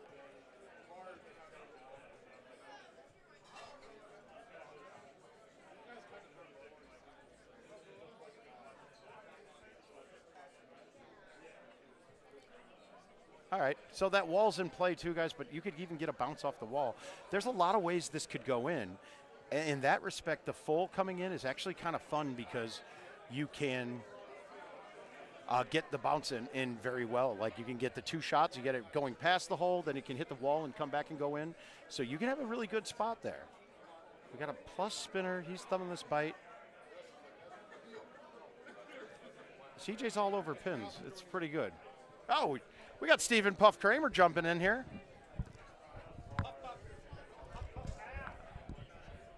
Ah, beautiful. So, Mr. Kramer, how are you doing today, sir? I'm doing excellent, Matt. How you doing? Oh, fantastic, man. How'd you do on Easter? I shot a 30. So you went clean? Yeah. Well, I hold out and I missed a chip. So. Okay. Yep. I hold out once. Shot a clean score. Didn't shoot clean. I hold out once. I missed. I watered that par 4 that's offset. I think it's 9, 10, or 11, something like that. I did not get aggressive with that. I just kind of left it short and. I thought I was too. I played a cut 3-wood in and at 110, and I caught the fringe on the right. Was that a hole out? Yeah, the Baki just got a hole out. CJ ace 2. Okay. So they got some good scores going in at this right now. So we have a couple 1-betters then, or just a couple 1-betters? Okay. Yes. Now this hole went back to an earlier type of tee box for it. You in order to get on in 2, and I'm going to say this because you can get on going down the fairway. Yeah. It's 2 C3s, and it's not a very controlled approach on the second shot. But you got to get it through the gap. The problem with this setup here is that line is pointing you right at the right wall, and hitting the right wall early is bad. Absolutely. You can tip the left wall and you're okay. You can, and that's a great ball. He got through pretty clean. And it doesn't really matter how far you go. My trick to anybody watching on this is bite and high tee of a 10.5. Yep. It's going to limit the negatives as much as anything there. If you have roll on, the bounce will come off hotter off the wall and go directional. Have a good time in Hawaii. That's Bacon, guys. He stopped in for a couple days just to Qualifier, donate his $100, so that's awesome of him. But he had the play more, give back charity he's doing the things for. So they did a great job. He and his wife off to Hawaii. Screw them. They call it work, but I think it's a lot of pleasure. So. It is. It's a lot of pleasure. Now, I almost like this line that he's going with. It looks like the hole's smaller, but we're not worried about the left rock here. Yeah. The release works just as well as bite, but he tipped. He did inside, tip, but he's okay because now he's going to have it. I mean, he might even be able to get this on. Yeah. He can hit. No, he's on. Dead straight at it, yep. If he hits it off that rock, it's got a chance of kicking right on. Get ready. We might see a shot of the week coming here. It's one where he's not going to have much control, but the angle of this looks like it will shoot him directly at the pin.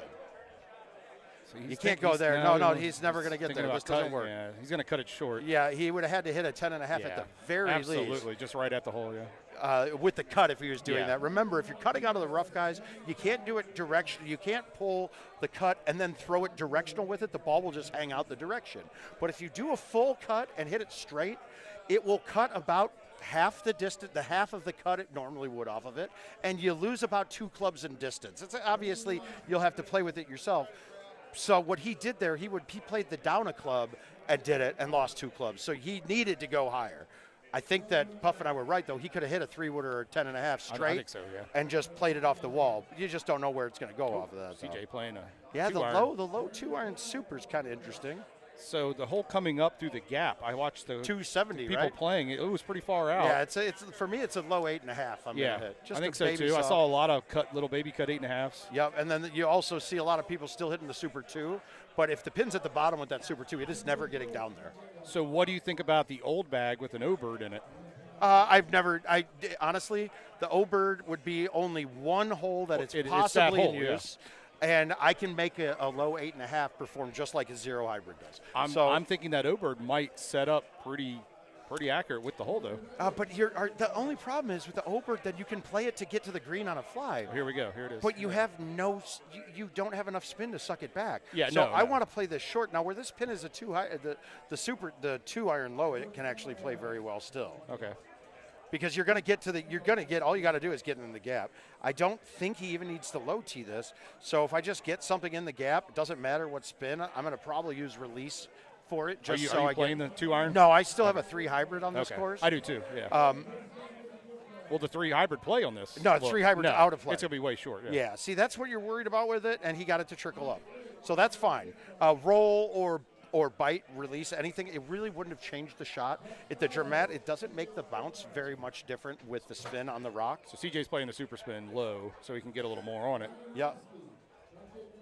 Yeah, now I'm kind of contemplating throwing this club in my bag jumping over my eagle. Exactly, I'm trying to think That's actually making it very easy with where the pin is.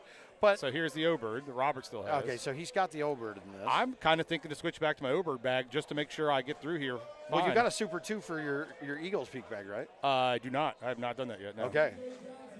That's another good ball, but look at it goes long. It will. You know what? Yeah. Screw it. I'll be a little shorter. I'm going to baby cut the 8.5 in. I'll be a little bit left. I can't really get aggressive at the pin because I'm going to want to play a cut right to left, because left to right I don't have enough. You have to bend it too much, so that angle coming from a bigger bend is tough. Yeah. Now see, he caught too short with the 2. Yeah. He caught the upslope of the first rock. You got to get to the flat part at least on this. Now, we could actually go green on a fly with the low 8.5 too right now. I don't ever do it because it's risky. I'm still not quite comfortable with the height and seeing that it stays under if I hit it hard.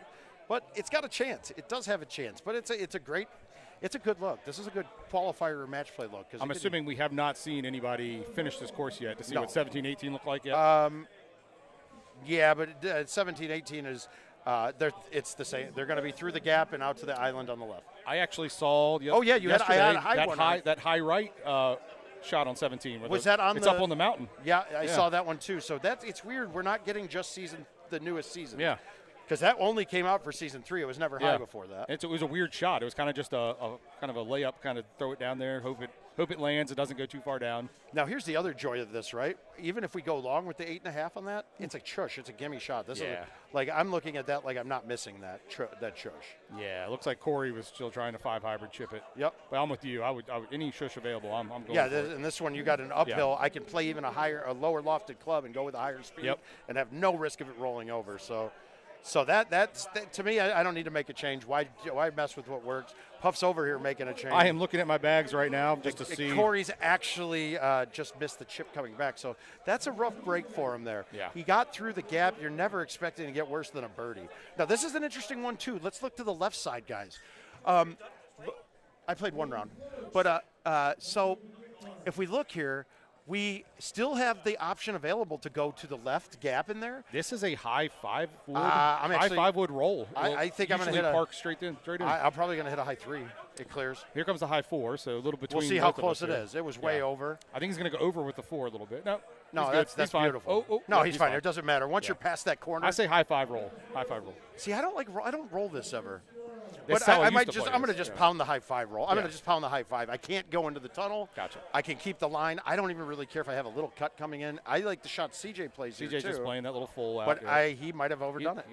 He's got a tough cut, one. He's have to cut through. Guys, don't fret though. Remember that's Stone. Stone and Cliff both act as first cut fairway, so he can get a full. He'll get a full shaping of his shot without losing much distance, and he keeps his spin. The par 3 that we're on the right machine, that's a different look. It's the same angle that we had before, but it's 200 yards. That's never really 200 for me. Okay, the high 5 would not have cleared it would not have cleared the highest part. Yeah. So, but the good thing is the line to the gap is not at the highest part. You're fine. Oh, he's beautiful. Oh, he's perfect. Yeah. That's exactly where you want. You rarely are going to get where that pin is a straight line, and now he can actually just pump this right at it. So here's the other machine. Looks like Evan's going to just throw a 3 up there like you were talking about. I don't know if it after seeing the other one, he's going to full it. He's going to full it, yeah. And that was a full dead straight, and that's perfect. That actually, the 2 turns full. Yeah. That might be the safest I don't play. think you can mess that up as long as you hit it. Yeah, as long as you don't hit it 100, Yeah. or if you hit it 143, that ball's up in the gap, I think. So CJ, oh no, that's Bobby hit a gem. That's a good shot. Now let's look at CJ's. We got a big cut in. He can get it on. He should be on. If you do not shape this right, it'll hit that side wall. Yeah, if you don't get it out with the shaping, but he's going to play. See, that's a full that you'd have to push a little bit outside still too. And in case you're listening, you don't know what we mean by full. It's pulling the club head all the way to choose club and getting it past the middle tip of the A or the middle tip of the C. That's all going to be the same. Anything past that, you have the same pullback. So that's what we're saying full. It's very repeatable. Yeah, once you get good at knowing how many turns something turns with that shot, you're in really good shape. So CJ's still 1 better, correct? Yes, we're looking still at. 11 through 7 is par. 1 better. Okay. Yeah, he's 12 through 7. And Baki's 1 better too, right? No, I think it's 12-7, 11-7. Okay, so Baki got a hole out after a miss then. He must have missed one of the early ones.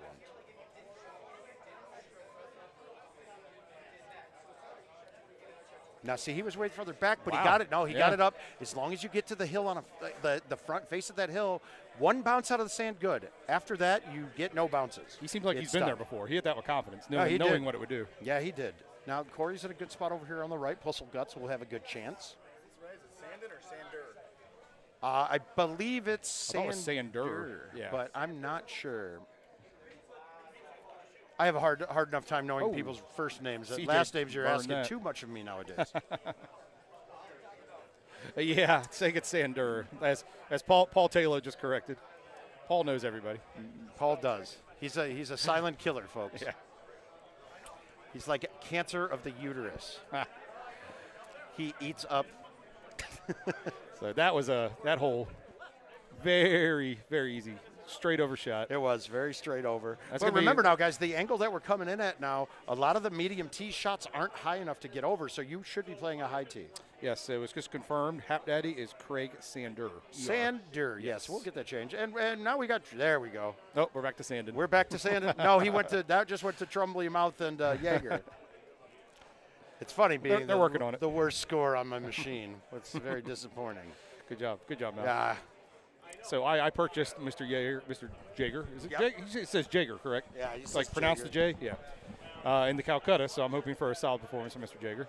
Now, okay, with somebody like Jaeger, in your Calcutta betting experience, are you hoping for him to make the main, and then for seeing if he can get down to your 6 places, or for him, are you hoping, look, he could get purple and kind of roll through and get you some money that way? Yeah, he's one of those types that you're either way. Yeah, unless he could go far. Unless he does really well and finishes like top 15. I don't even think, but that doesn't matter really. Yeah. The top 32, you're going to be playing a good person nowadays. Yeah, back in the day, like you were like if you qualified 1 or 2 or 3 or 4 or 5, you were pretty much feeling you had to buy your first match, and now that just isn't true. No. Like your first match, I mean, if we watched, I want to say, I didn't see what happened in Florida in the first round, but the tournament prior, 1, 2, and 3 seeds all lost. All lost, yeah. St. Louis the year before, 1 through 4 all lost their first match. Yep.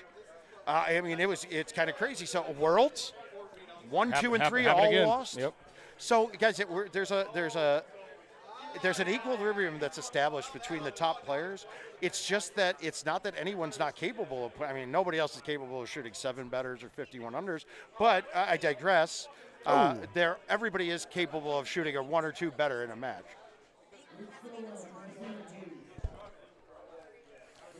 Apparently, my machine has not even started their second game yet. So. Ooh, that's not good.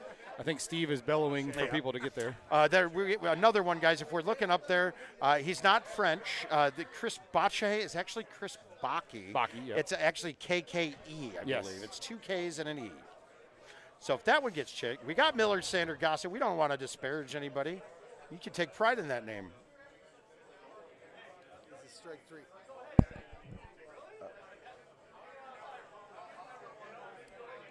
Looks like. Oh God. Okay, so this is pretty cake too. Not really much cutting needed to get that ball to stay there. Chris almost messed up on that. Almost got on the rocks. That's dead. Oh yeah, you can't go. Yeah, I mean, honestly, you'd rather go out of bounds over the edge because you get a chip for eagle then. Yep. If you're on that rock, you are absolutely. Stay far away You're from the going rock. to have an approach that you could hole out for eagle from whatever 260. But pretty simple, guys. Pretty simple. You can go with the shorter club here. I'd probably recommend sticking up to the 1-up because the 1-up is safe. You're not going to be short. You're not going to fuck it up too bad if you put it up there too high. The putt's going to be easy. So we had a little bit of a printer malfunction. That's why these. Yeah, it's cat scratch rather than writing. It's scratched back on paper instead of the nice printed out names. So it's kind of hard to see sometimes who you are. And I also found out there's another Kramer at this tournament. I'm not the only Kramer. Dean? Yeah, it's something to that nature. It's not Adam. It's just No, there's it's not another, Adam. There's another Kramer. We got another Kramer, huh? I tried to say I was the second best Kramer in the house for get my Calcutta bid low, but it didn't work. I was actually, I mean, guys, the numbers were very high at this one. I thought me going for 800 was a value. I had you right about that, and somebody jump bid me, and I said that was your number. Was your number 8? I think we bid 750 on you. What was your? You said you had a max. 700. We actually went to 750. Gotcha. Yeah. But then you look and see the next two. Like, I mean, George went at 1,200 or something. Well, Brewer went for 500. So, do you think you're no, I don't. But I don't 20% better than Chris Brewer? But here's the thing: I don't think anybody else is ever 5 times better than anyone else. I mean, you look at what's the blinds went for 3,000 and 2,600 or something. I think 2,800, and they picked a Luna. And I just can't. The next went for 3,300, which was Haas. Well, because I mean, the first blind should have been Haas. It was no offense, guys. If you're not picking Haas with the first blind bid, you're making a mistake. He's that consistent right now. He's winning and beating matches. If he loses a match, it's because the other person did phenomenal. Haas hasn't blown one in a while. So that's good. That's that in that aspect of it. You can't go wrong with Haas. Luna's choked a few games this last couple of tournaments. He just hasn't cashed. He's cashed a few times, but hasn't done his normal top 3. Yeah. And if you buy somebody for $3,000, you need them to finish top 2. Well, actually, I think fourth is probably paying $3,000 almost right now. It could be. I didn't see the final. I mean, just for the numbers we just listed, for 10 players, we're at 15,000 right there. So Evan went not through a blind, but he went for 2,800. Yeah. And then I think I got the steal of the entire Calcutta. No, I took Lemon for 1,000. Straight up $1,000. Yeah. I mean, it is. I mean, history-wise, agreed. I don't know what his play is like now. He's at home. He's got a home edition playing in that more now. I mean, is he a third worse than Haas or Luna? Maybe. No, none of us. Nobody is. Yeah. That's the thing. It could be. CJ is going to. He's on a full-on. He's full game. Just pulling it all. I hate it. Personally, hate it. I want to aim at my target. Yeah. Because now you're getting more unreadable variables there. It's all based off of course knowledge then, and you can't possibly know what the break of a ball is when you're coming in from 2 slots right, 2 slots to the direction. At the angle, you'll never seeing what the break could possibly be. And that's a little mistake. He went for medium. I can't do anything but a high T5 on this right now. The 5 it's extremely safe. Yeah. I have almost no risk of going long. I cut it, hit it hard, and I got a chance of putting this in. I think so. I agree with the 5-5, yeah. Right, the full, I mean, the fulls I think are. I think fulls are worse for the game than stouts, to be honest with you. Well, fulls and stouts. How about that? How about that? That's what CJ's doing. Fulls and stouts. Yeah, he's about to hit. Now, Chris is about to hit a shot that he probably doesn't hit this full. He saw CJ and he said, "Oh, that." Yep. looked Well, great." he did it earlier too. Yeah. But I get it if you're doing it all of the time, it's great. But if you're not, pulling it out for one shot is really a bailout. You're not making that. Your first time hitting a full at something, you're not typically making it. And that's what you're trying to do. I mean, taking risk out is nice, but the risk was all gone with the high five. The shot that Bob hit, I think once he looks back on it, he won't be too pleased. Yeah. He's not going to be happy about it. But Squeaky's going to have a little bit of a hangover from the last tournament. He had such a great performance there. But how did he? I wasn't. How he- far did he end up? Top I six? think he finished 5th, 6th, or Okay. maybe even 4th. I can't remember. But Yeah, I got too enamored with the female side of things in the purple. That was the first time I actually.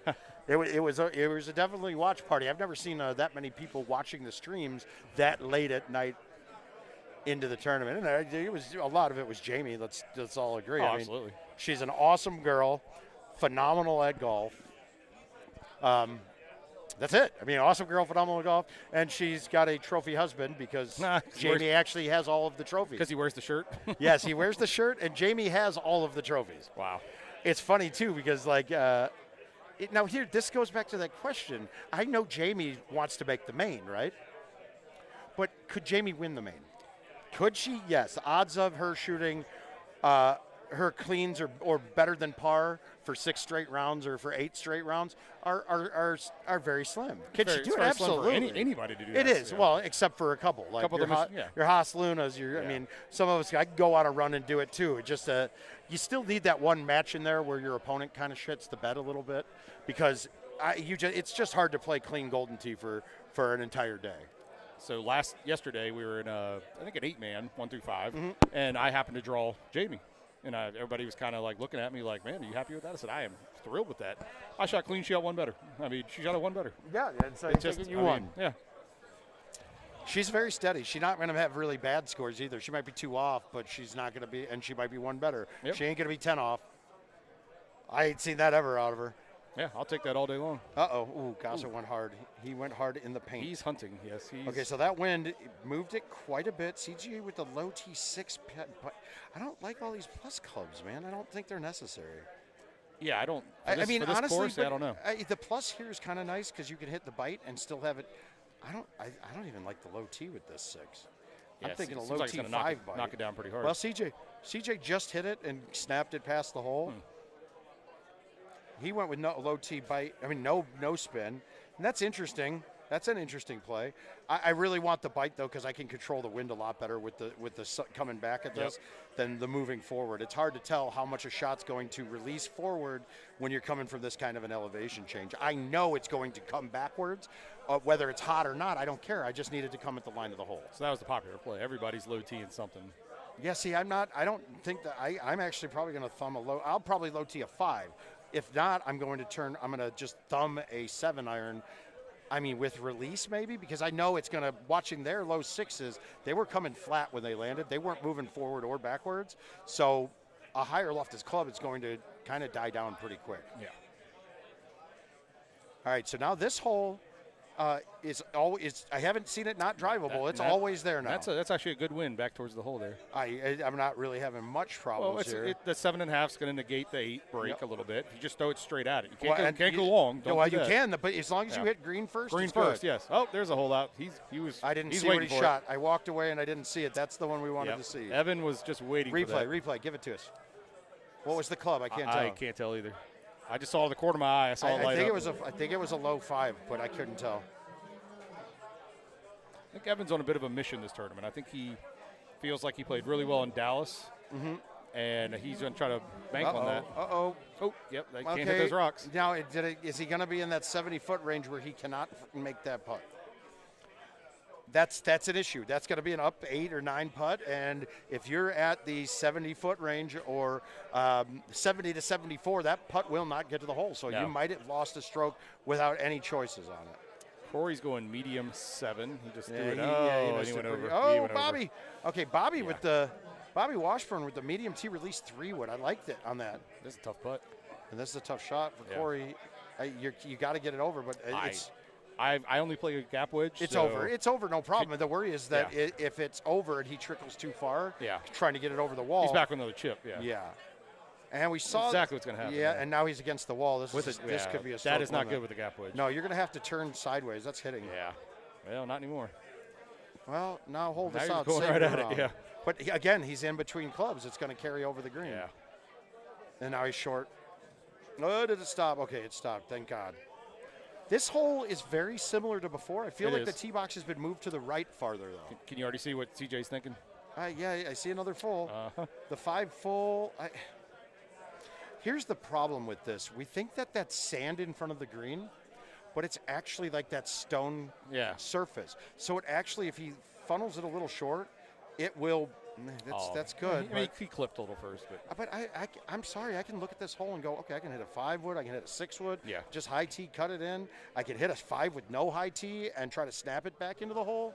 We got a lot of options here. Here's Evan over here on 15. Yep. I'm thinking thumb 10.5 bite. He just pushed it. Yeah, he pushed it a little. He pushed played it too out. much wind. Pushed it out. Yeah. I really think we might be able to just hit it I straight. think Now, that's there's straight. the shot. Yeah. Nice shot, Bobby. That's the right play there, guys. I like the medium 5. I even like the high 5 if you want to just be super soft. Yep. Put it on there. The problem with this angle with the high 5 is that if you don't bend it enough, it will bounce once and then trickle off that edge. And off that edge can be a very nasty play. Especially with the gap wedge. Now we got a 3 wood medium, and that's good. Oh, that should have released there. If he had released, he would have had a chance of that going in, it looks like. It's like Baki's going to try the same thing. Yeah. See, he's just following Yeah, CJ's. hey, he paid to qualify with CJ, so he seems to Use follow shots, his right? game. Use his shots, yeah. If you mimic somebody in terms of play, that's the why thing. not? He hit it. The Why not? speed, he hit it harder than CJ did, so it's not going to have as much bend. I look at Corey. Ooh, You look at this. Turn. Oh, No. That almost released her right in there. Yeah, that's what you want to do, though, guys. That shot with the 3 with the 10.5 in there, I like it. It gives you multiple ways to go in. Right? You got a chance to go in on a fly. You got a chance to bounce it in. You got a chance off that wall. That angle comes right back at the hole quite a bit. Curious how 17's going to look. It's going to be the straight shot through the gap. I'm pretty sure it is from what I heard. But we're going to see it now. We get it live. What's CJ going to do? Now, I prefer to. Is he going to fold this? If you have a full for this hole, you're a better man than I. Yeah. I prefer to take high tee of the club that's at the pin. Yeah. I then get a little bit of spin still. That'll start bringing it down the 10. And he did the same thing. Gets a little spin, but he didn't want a little spin. Typically, that's a 5-iron for me high. For this I don't carry a 4 okay, in so, my bag. So. I mean, do you think the low 9 even? But I don't like cutting the 9 wood at this. There's not a big enough gap. And what I see a lot of people doing is moving the tee to the left. That's actually tightening down the gap you're angling through. If anything here, if you're trying to make it, I'm actually going to tee this off. Ooh, that's a good shot. I'm going to tee it off the other way and move it right. It makes the gap look smaller, but it's the angles now are bigger, and I can actually then play a bend in. It's kind of interesting. But this one you don't have a lot to play with. You really don't. I mean, honestly, the fact that Bob had that line where it was is a pretty goddamn impressive shot. I mean, the way he curved that 4. Yeah, and that's a risk. That's very risky. Chris got it. He curved it too. But the high tee and release isn't going to do anything, so you got to make sure you have a club that gets that full distance. Well, you played the 5 bird, yeah. Yeah, so that's a little short. You got to hit that solid to get that.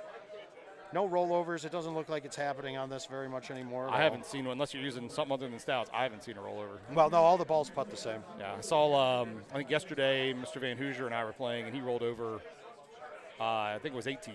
Of this? Of this, yeah. Well, that's probably going through the chute. And then, I mean, that putt's a longer one.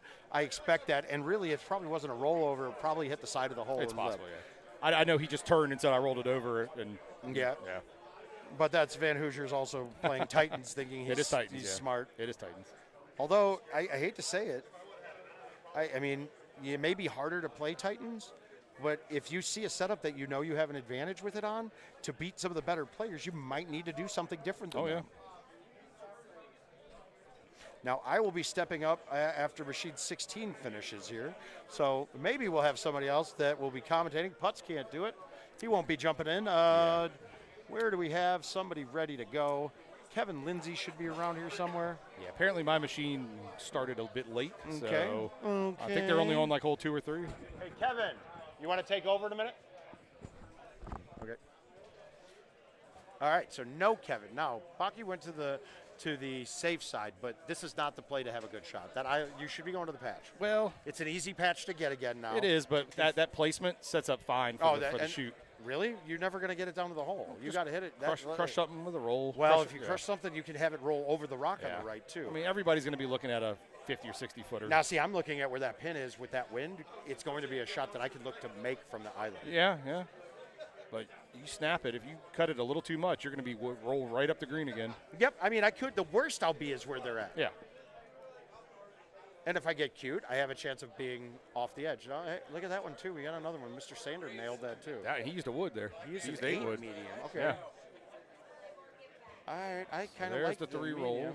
Is he going to get? He got a good kick. Yep. But it was a soft bounce. That's where everybody's going to land, right in that area. I can't believe they all went here. This is so okay. CJ, for being the player he is, you just put yourself in a position where it's just safe. But you're not. You're taking your skill out of play. Yeah. Look at you hit a shot that was different than everyone else's. You're in the worst position. So is he going to make the putt? Is anybody going to lip this out? We'll see. Well, you might just miss it. No, he got it. No. Nope. Oh, wow. Wow, he did. Okay, he made the look. He thought we all looked at that and thought the same thing. That was coming in hot. The 9-wood bite was beautiful on that. Yeah.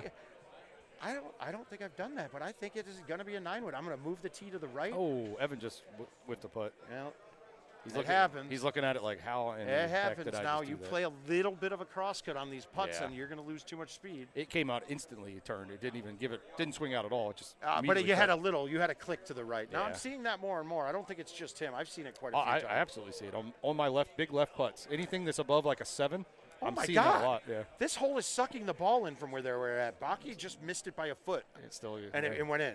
Did you see how? What did Bob just straight up miss it? I would assume so. Yeah. Yeah, I was watching Evan's reaction over there on 17. So par's of 29. Yeah, the island's the play here. Look at this. The angle with that wind. You can hit a high 10.5. You're not going over. You're on the island. We're going to the island. Folks. So yesterday, somebody I was playing overshot or under. I can't remember what they did. Yeah, somehow was it on the cliff? went off the edge. No, it went off. Typically, you got re-teed. No, it put him back on the patch. That's never happened. That It didn't must have been re-tee. a fix with It didn't season re-tee. 4. Yeah. But now watch. If I do it, I guarantee you I get re-teed. Yeah. Because I said, "Oh, you're getting re-teed," and he said, "Oh no, back on the." I was like, "Oh wow, that's the first time I saw that." Well, I just haven't missed it since the cheese change, so I'm not even going to worry about it. All right. We got to find the next person that wants to commentate for a little bit. We got Mr. Gomez ready. He's looking solid. Did you just finish a round? So Evan is going to go for the patch. No, it's the pro shot. I would like to see how he approaches this second shot. It's easy. here. So I'd like to go up further, but now he's going to pull back straight. He's going to hammer the club that's at the pin or the slightly over it. If it was anything but a wind in my face, I would be hitting the one down typically. Yeah. And then I just want to hit it hard. I got you. I don't want to play around with it. If I baby it a little bit, that cut comes into play too quick. I want green on a fly. I don't want to hit that short stuff too because you can get some weird kicks off of it. So now they're talking about the ball. Looks like Corey felt a click in it. And then Evan's asking if everybody's feeling the same thing. There might be a ball change on that machine. Is that your machine? Yeah, I don't want to change. I'll see. Yeah. Something might not have set right. Like Evan's trying to pound it back into place. Yeah, he gets that way a little bit. We all do sometimes. It's moving very well. It was playing very well. You're about to play it, so you let us know after you're done. Yeah, I'll play it. I honestly would almost rather know if I have a ball that's slightly bad and I know it. I'd rather keep that than have a brand new ball. Brand new ball. Yeah, that's rough for a first game. Sometimes what I'll do though is I'll take the new ball apart and switch the guts out. Yeah. With it, if we're having an issue, I'll just switch the roll. I'll switch the red boards out and the wiring harness. Yep. And get to it that way. But we gotta find some commentators here. Mr. Bentley, you want to talk on the mic? Bobby, you want to talk in between? Okay, good. We got Bob Washburn turning in here. We just commentated in his game. And we're going to let him go. Take that, sir. I'm out. I'm up. So Mouth is up here, coming up. Evan's still working on that ball. You were on the machine here, right? Correct? Yeah, I'm on the machine that the Mr. Justin Wilson machine. and Paul are on. Yeah, that's right. We watched the end of your round. How do you think that went? Had a couple wobbly shots early, missed the putt on 18 after leaving myself what would be a pretty good putt from that spot. So we saw CJ putt, and it the gopher kind of grabbed it. Yeah. And then we saw the next putt, the gopher kind of grabbed it, and then we Yeah. saw you didn't have the neck. We saw yours was past the hole, so we didn't see how you missed it. Yeah. Just pushed it a little bit. Yeah, it just, it was a left one that I was trying to play a tiny bit more. Yeah. And that tiny bit turned into quite a bit more, and I knew right away. Yeah. Knew right away. But, But, so par, Mouth just said it's probably going to be a 29. Is that correct? 29, Okay. yeah. CJ shot 30. He was one better, with a right? hole Yeah. out. Did you have a hole out and gave one back, or No, was that Baki? I was Baki had a hole out, gave Okay. one back. Gotcha. I was a couple. I don't remember what I shot. I was a couple off though. Gotcha. Made a couple wobbly shots there. We were just commenting during your round about your solid performance in Florida. Yeah, and I played well there. How you were trying to bring that back this tournament. Yep, for sure. I mean, you creeped up to tier 2 in the fantasy draft or fantasy picks? Yeah, I think so. Yeah. I think in Florida I was 7 and 8. Same thing. Yeah, great putt Left there. side seems to be catching. Yep. So I, of course, missed it right where it's not catching. Yeah. Yeah. So error to the left on 18 here. Yeah. If you're going to err to the left. Perhaps so. Looks like Corey's doing the same thing. His didn't catch. He was too far out. Yeah, that one leaked a little on him. They were having some trackball issues. Evan on 17 had a instant turn. As soon as he putted, it didn't come out at all. It just immediately snapped on him. Oh, and really? now they've been working on the ball a little bit. Mouth is going to play next. He said he'd prefer that ball broke it in compared to a new ball. I'm sure he's going to learn from Evan here. Evan's now complaining that he should have had a 30 because of that putt. Yeah. He's saying nobody else has shot a 30 yet. I thought CJ did, though. He just didn't catch up. He did. Nothing, So, it didn't catch up yet. Yeah, I guess it's he not doesn't know that a 30 was already yeah, in the house. I just finished before I walked over here, so maybe just not uploaded yet. Two's kind of interesting. You saw Taylor hit a full Yeah, there. it's a cutter. Everybody in my group hit some kind of So thing Mouth from the commented left. that Baki bought the bid. He bid on the qualifying partner and bought CJ. Oh, gotcha. And so we were saying how it's probably because he has similar styles to CJ. They both like fulls. Seems like you were doing like Mouth and I were saying, cutting around just a short little cut while they were full and everything. Yeah. I hit in the Petra round. I hit 2 fulls because I just thought it was with the wind. It was the right idea. Mostly, especially in qualifying, when multiple shot errors hurt you, I'd rather be hitting something with less room for disaster. But I play the daily a lot, so my full game is reasonable anyway. Yeah, I'm a no fuller unless it's mandatory and I have to do it to make it. I don't full. So for me, we were watching you guys, and Mouth was commenting he's the same way. Mouth would rather shape a shot than full it. Yeah. So Mouth and I are more of the same kind of style than CJ or Baki or you. Right. You a couple times there. Yeah. Seems like the people that do play the daily get their fulls much more tuned in. Just it's kind of Justin just with that. Yeah, that one just came you out lost kind it, of dead left. That's an unfortunate error there. He had a pretty good shot in there. So speaking of fantastic last tournaments, Mr. Taylor here, I bought him in the Calcutta. He went for $2,000. Normally Paul's in that $1,200 to $1,500 range, but paid a little premium. I'm sure. Did you get a little premium put on you this tournament? A slight one, but it wasn't so bad. Paul's was worse. Yeah. The Florida tax on Paul was substantially high. He played great there, though, and he's just such a good player. And I came into this Calcutta saying I want to buy him. I know I should have stopped a little earlier, but I was competing with some of the thicker pockets over there. Yeah. You got the Muse brothers, you got Tickner, you've got and there were a couple newcomers this tournament who were throwing some money around. Yep, some guys saying, you know what, I actually want to buy somebody too. I'm not going to let these guys bully me around. Yeah. And so for those reasons, I think there's going to be a pretty decent pot. Yep, it seems like it. Taylor excluded, all the guys that draw all the money still did. Taylor got a little premium on him.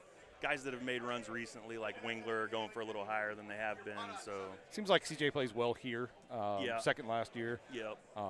He's waiting for that first win, but him and George, one of these days. I mean, yeah, it's going to be pretty. Up there you go. Justin got it back. Got it right back. It's going to be interesting when those two finish 1-2. Yeah. And then somebody's going to get it. Yeah, you got to figure with those two guys, their talent level is so high that it's just a matter of time thing. It's not a if. Exactly. It's just having it come together. I talked to Luna about this actually at a football tailgate. He was like, to win these things, you just have to run good. And he went through a stretch where he was running good, and then he went through a stretch where he wasn't running as good. Absolutely, yeah. You know, you make the main bracket, and no matter who you play, they're really good at Golden Tee. So there's just not that much room for error, right? And so it's just a matter of time before those guys get the sort of the right parlay set up where they play good on a stretch. You catch the right opponent at the right time, and some holes fall for you, and that's how you make runs. Yeah, I think of Jade's run in Florida a little bit that way. You know, yeah. He played awesome there. I finished third, I think. He had a couple. I think your match. He had a couple unfortunate things that happened to you. Yeah, he took advantage of it. Yeah, he certainly caught a break against me. But then we were still tied, and he made a 70-footer impossible putt on 18 of this course. Yeah, yeah, that's right. So you barely missed yours, and he somehow sunk his. Yes. Yeah. So I mean, I hit all the shots, so it is a little bit of a break because if we finish those 3 holes, 10 times, I win 9. Yeah, absolutely. But I think you were up 3 at one point or something of that nature. But he played tremendously well. He certainly deserved to course. win. I mean, he was just you knew at some point he was going to make a run. Yeah. Jade's just too good of a player not to. He is. He plays a lot. He plays consistently. Calls himself the point. Yeah. You know what? I lost to him at Worlds on Tropical Falls, and he, just way back in the corner, nobody watching but us and a couple of his buddies, and he did tremendously well in that game. So I knew his talent level was high. I sort of forged out that little lead and not lost focus really, just hit a bad shot, and bad things can happen when you do that. So Justin played a little bit of pinball through there. Oh, that's not good. Yeah, looks like he's going to have to pump out. I nicked the left wall here. So Mouth and I were talking about, you can nick the left wall, and you're fine. Can. If you touch that right wall, you're not good. And it seems like he hit all the walls. He was doing the bounce around. From the old tee boxes, I was kind of high tee releasing a 10-5 and hitting that wall on purpose on some looks. It seems like since they've brought it back, they're generally speaking straighter. Seems like the gap is more open than it was. Yeah. It used to have to almost hit the left wall. Right. There used to be somewhere you couldn't really hit kind of a 180 shot through the gap. So Mouth and I were having a discussion on the under the bridge hole. What is it, 5 or whatever it is? Mm-hmm. I think you guys were doing 8.5s, 2 irons. I think CJ hit a 2 iron. An Oberg came into play on one of your alls. Was it you, Oberg? I hit a 0. Okay, that's what I want to talk to you about. Do you think that 0 hybrid was the appropriate club? Because I'm thinking about putting it back in my bag just for that hole. But for this look, no, it's not. But I didn't have a 2 iron. Okay. So I had. So you think the 2 iron would be the better play? Oh yeah, on this look. Yeah. There are some looks where I think the 0 hybrid is a weapon. Yeah. But I don't think that it's as important as it was on the original boxes, where we almost worked out every single time. There were some original tee looks where 8.5 was just way too much, and you couldn't get anything else there and under. So I think it was mandatory there. So I just went back to my Petra bag from then. Kind of the original Petra bag. Yeah, which ditches the 2 iron for that 0 hybrid. Yeah, I'm looking at my bags right now, and I'm trying to decide what I want to do with that hole. It just looks like the 8.5. You can certainly hit it softer. You can certainly shape it, cut it, and get yourself placed. But it looks like everybody was going long to shoot that 50-foot, 60-foot putt. Yeah. I don't know what, other than the 2 iron, I don't know what club is putting you right there. I don't really know. Everything, if you don't carry it all the way onto the green, everything kicks so hard that those front pins are going to be long looks, And it was when on the last set of tees B or whatever we're calling them. Yeah. The 2 iron worked. Tees 2.5. Basically every. And here's the hole we're talking about. Yeah. Here's the hole we're. So Paul's on 2 iron with the super spin. He just low tees, rolls it, and blasts it. Yeah, and that's both of Backy and Wingler that I'm qualifying with hit that exact shot with some variation of line, but. Low roll super. When I play a 2 iron, I only have plus, so. It's something that I would have to mess around with versus just copying what they do. Ran into me a couple times. So in addition to the 0 hybrid being in this bag for me, it also adds a 7 hybrid, which I like slightly more for some 17 looks, whereas I carry a 6 iron plus everywhere else, which both of those guys carry. So I was watching them hit an assortment of 6 iron plus shots that I couldn't do because I had to manufacture something with the 7 hybrid. A shorter pullback driver there, and that's where I would be if I didn't adjust my bag. I would be in that same situation where I try to cut that 8.5. Yeah, I don't carry a 9 or a 9.5 on this course. It's 8.5, 10.5. Yeah, 8.5, 10.5. It's like Justin's looking for that club, and he's got the one in there. That's the one sets up pretty close. Look at that. So he can carry that further. I wonder if that gets through without low teeing it. So you keep spin on it's it. Possible. Well, seems like he was happy with that. I may change my bag right now. $5 to IT. They're about to get 5 for me right now too. So depending on your chipping skill for this, when you miss it long, because your bag setup dictates it, or you hit it too hard or whatever. This chip does set up pretty straight though, so cashed in there as a, generally the plus players have a good chance of making those. Absolutely. Whereas you get, you miss it sideways and you've got a sloping one. Even good players miss those. So this was a little bit of a funky one with the pin way left and the wind blowing. I think the guys that have gotten it the closest have been doing 8 and 9 wood with release and just challenging the left side a little bit. I played the 8 wood as well, so I will probably just do what Paul's doing here. He's going to push now. He's going to shape it, but yeah, he's going to turn it back to the hole some. And he wants it to release. Yeah, there that's it goes. fine though. That's not a whole location you can trifle with, really.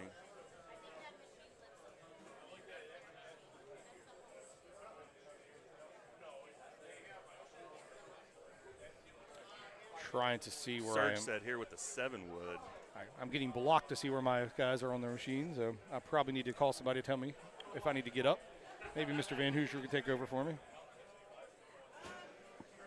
Maddie, do you want to come on over? All right. So, guys, I think I am going to be almost up, so I'm going to turn this over to Mr. Matt Van Hoosier.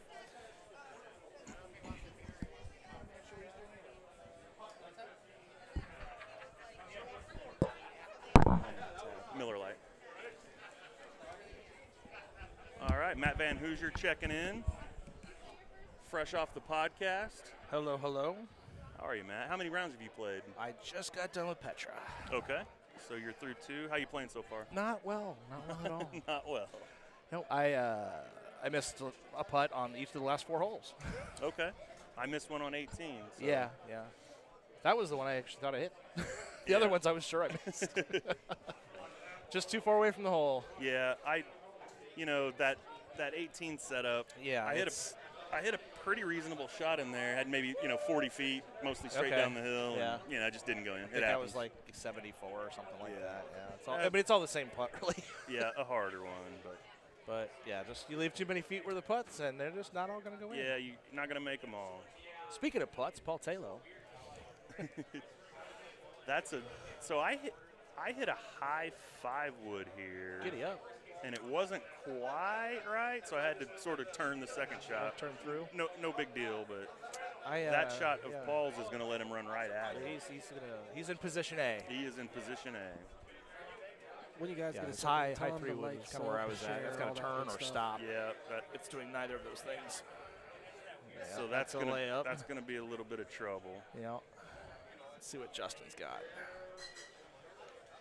So when I line this one up, I take that whatever my big driver is and try to figure out what the distance is to the front of that door. Yep, exactly. Gauge it based off of that. Looks like he just did right there. He taps that 3-18 all the way up towards the front of the door. He says, okay, I got to fly this thing somewhere in the ballpark of 315 or whatever. Yep, exactly right. Better. Yeah, it's, figure out how far you want it to go and then start adjusting to the other factors. Yep. And then after that, it's just knowing your numbers, right? That's right. Let's see what he's got here. He's got to can't be in the middle of the tunnel. That'll be bad. That will be bad. Short of that tunnel is where you want to go. He's looking like he wants to go through it still, so see what he can pull off. But I think the layup just where you wanted to be in the first place is where you want to go. Yeah, maybe. It's not impossible if there's a full here that gives him some kind of wedge it might out of the sand through, or something. But you're still hitting an approach shot out of the sand. It's not like you're going to be on the green. Yeah. So why take the risk on? Yeah, where it goes if it crashes into something would be my concern here. It popped out of the back wall and then through. Yeah. Into the fairway. So more holeable than had he just pitched it over. So I hope so. I'd call that a plus effort. Justin's got a little cutter in there. Yeah, Justin's going to have to move it a little bit. shouldn't be too bad. It curves really well off It this does. stone. It does. That so. on stone stuff, that plays just like that fairway stuff. So, yeah, you just got it up there. Yep. A little sigh of relief. That's a little one. Yeah, and so it's Taylor's world, and we're just living in it because he can run right That at is- this that with is anything he absolutely wants, more or less. I'm expecting some kind of side body action. Yep, there it is. And an excellent effort. The one there. where he gets the thumbers and he over-exaggerates the side body action and goes basically off camera. Those are my favorite. Yeah, he moves around a lot He does. for a stationary video game. He does.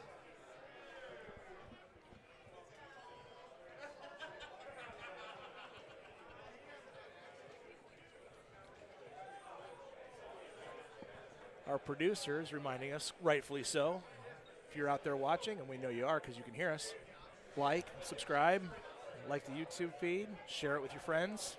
Let's get some viewers out here. What are we at for viewers right now? That's a good. Under 200. Those are rookie numbers. We got to pump those numbers. We got to pump those numbers. Call your friends. I'm looking for at least 300 guys. We're getting 300. Call 100 of your friends. Tell them to log in. Wherever you're at, it's probably cold or rainy. You know, you ain't doing anything. So get your friends, log on, listen to us yammer on about Golden Sea on the stream. Indeed. And learn a thing or three. Mouse going to go sky high over the top with his high 9. Oh, no, he didn't quite get it there, though. Going to leave a reasonably challenging putt. Yep, there's a lot of meat on that bone.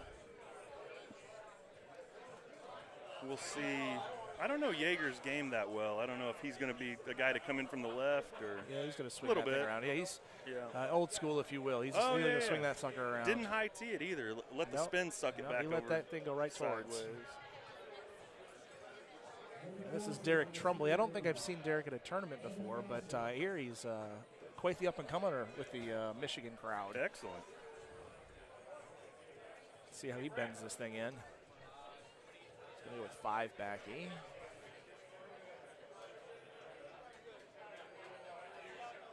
That's about right. Just a little too much turn. Stay on that sand. Yeah.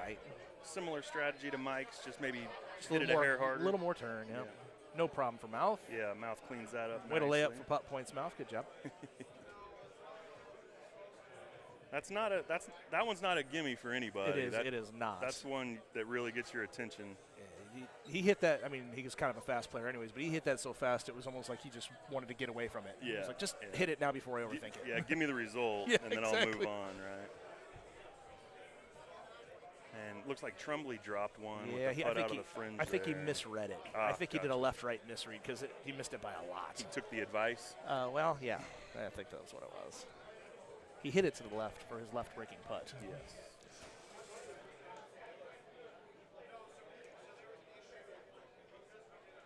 Usually that happens later in the night. Usually later. It's in not. the night. That's not an afternoon kind of move. Yeah, we started late enough that we might speed up later in the night a little bit amongst I've some never of the crowd. never seen that happen. Never once. I'm going to remind you. You said that when we were sitting here at 2 in the morning trying to finish doubles tonight. Yeah, that'll be fine. No. I want to go home and go to bed. I have declared as a doubles player I don't play stouts though, so we'll see what my A player has to say about it. You're a A-player? Yeah. We're gonna play. We're gonna play. There, grabbers C picks or the stroke tight. right back up. Good Got it hole in right one. back. That's the second time we've seen that since I've Since been you sitting sat down? here. Justin dropped one on number 2 and got it right back on that same hole. Actually, Jordan Scott holed this one out as well. Did he? After he Excellent. dropped a stroke on 2. Yeah. For his second hole in one so far. That's 2 ahead of me. The same. Same. So this is, since the tees changed, this in the Jaeger match over there, this is about as difficult as I've seen it to get through here. Yeah. The gap, right? If you look at it, it's like that's pretty wide. Yeah. It used to be that you'd have to kind of swing it through there a little bit. This one you can kind of hit straight, straight. Not have to curve the ball to get through there. Right. But yeah, it's with the new setups, this is probably a little more offset than they have been. Yeah, and we'll see how much more it moves around. I would say since the tees changed, I've probably played 5-ish Petras. Yeah, so something like that. I certainly haven't seen them all. That sounds about right. Yeah, he went way up with that high 5 to try to take the danger out a little bit. He still hit the left wall, but since he was so high up on the wall, it didn't kick off very hard. Right. So he's still in the fairway.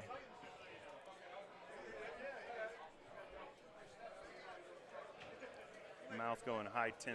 Yeah, high 10-5 is usually my club of choice here. It's basically my plan, almost regardless of look. So. Yeah. Duke, sorry.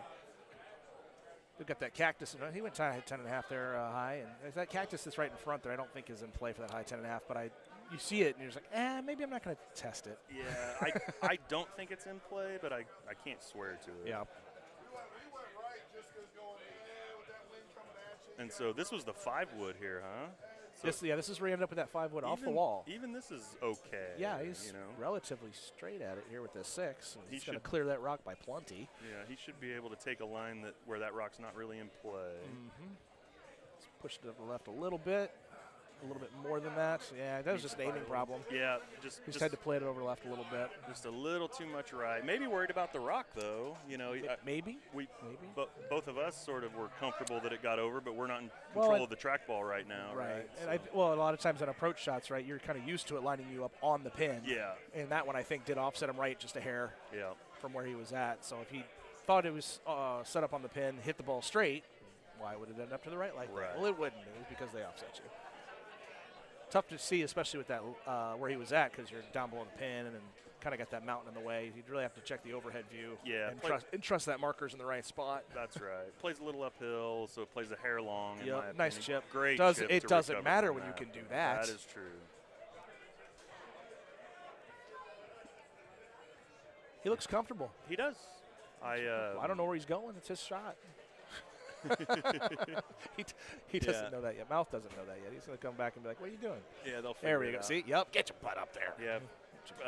Almost certainly first time on the stream, so he's acquitting himself nicely so far. That's, for as nerve-rattling as the tournaments are, being on the streams carries a little bit of that, too. First 30 or 40 especially. Yeah. Once you've got a couple hundred under your belt, not so bad. Then it's not so bad. Solid putt Kick there. Off, kip down, all the bounces into the fringe. No, not quite. That was 131, so probably just needed to be hit harder. And that I works think out. he just needed to miss the sidewall. Yeah, he had plus and not super, so a little less overspin, but I think it still would have just been needed to get through the hole clean. I think would have been the solution. So I haven't seen the 3 hybrid for this, which Mouth was a looking little at. far back. I ended up hitting 1 hybrid. I have the 3 hybrid as well, but it was 1 hybrid for me. And then I saw a lot of this run right there, the 8.5. Yeah. Tough to control your spin just because you have to bounce it off that doorway. Yeah, it is. Floor. So to these front pins, that's going to happen a lot if you're kind of bad club because you don't want to leave it in that short sand. Right, yeah. The long putt is still better than the short out of the rough thing, so especially if you're to the side like Derek is there, because then you kind of have to figure that in too. Yeah. A little bit of a take your medicine thing, but Mouth cleans it up nicely.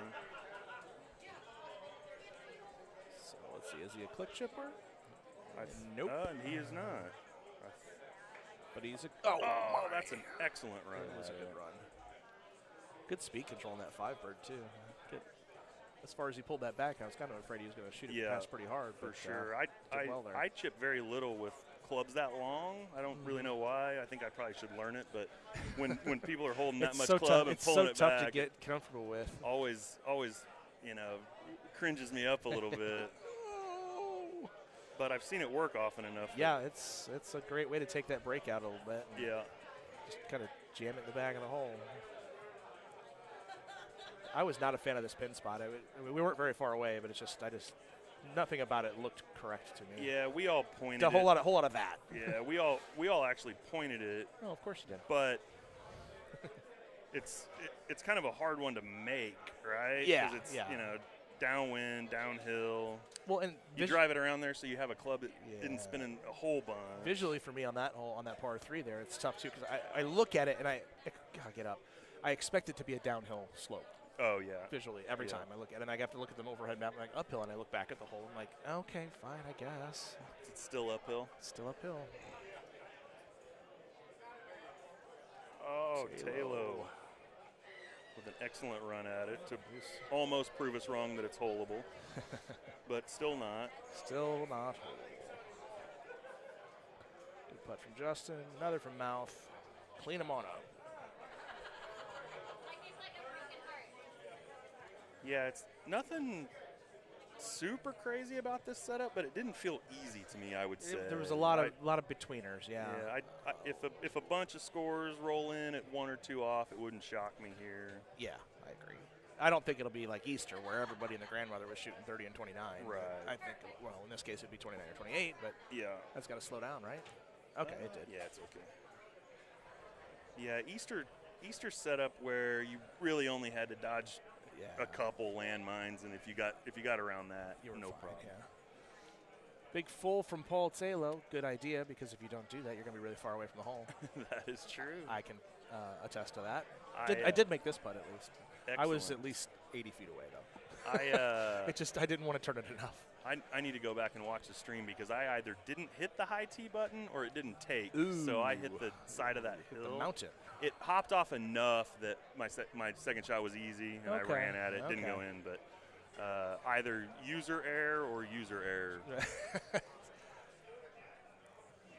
Oh, go in. Go in. That's a great one. Nice rock. My favorite move now on this one, since I did switch and put that one hybrid in the bag about a month or two ago, my favorite move is to click around, figure out my distance, high tee of 5 wood, hit it, and then realize it's a 1 bird and it goes straight on the side of the mountain. Because the 1 bird, the 1 bird and the 5 wood have the same distance on the map. Gotcha. So I can't tell unless I'm looking at the club. And I'm presuming the 1 hybrid doesn't fly very high. It does not. So by design. Yeah. Kind of the whole reason it's there. But yeah, on a hole like this or on a hole like 15 is also a pretty bad idea on that one. Yeah. It doesn't work well there either. Yeah. I haven't used a 1 hybrid since this is Crawdad.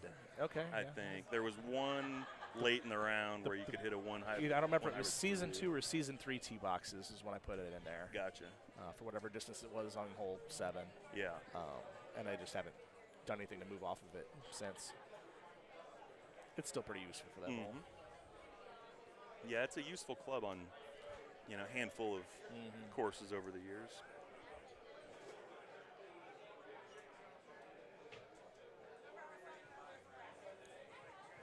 This is a fun little setup I thought on 15 or Yep. on the left side. 13. There we go.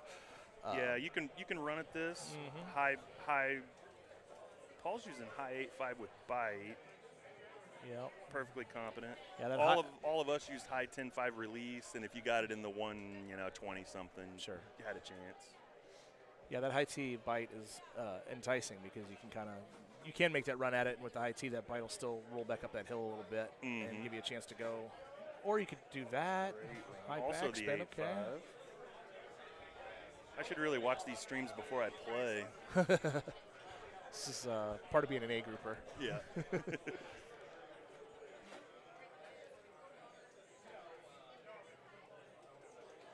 I thought the look that we're seeing on the right, I thought was an interesting one also, because you could run at that as much as you want, but bring in some long chipping stuff. It was one that I would say benefited stout users because that high 6 that you have to hit there to get over the mountain, it's tough with the wind ball and even just that 9 wind to get it down in time. Oh, I got So I was in that back fringe putting.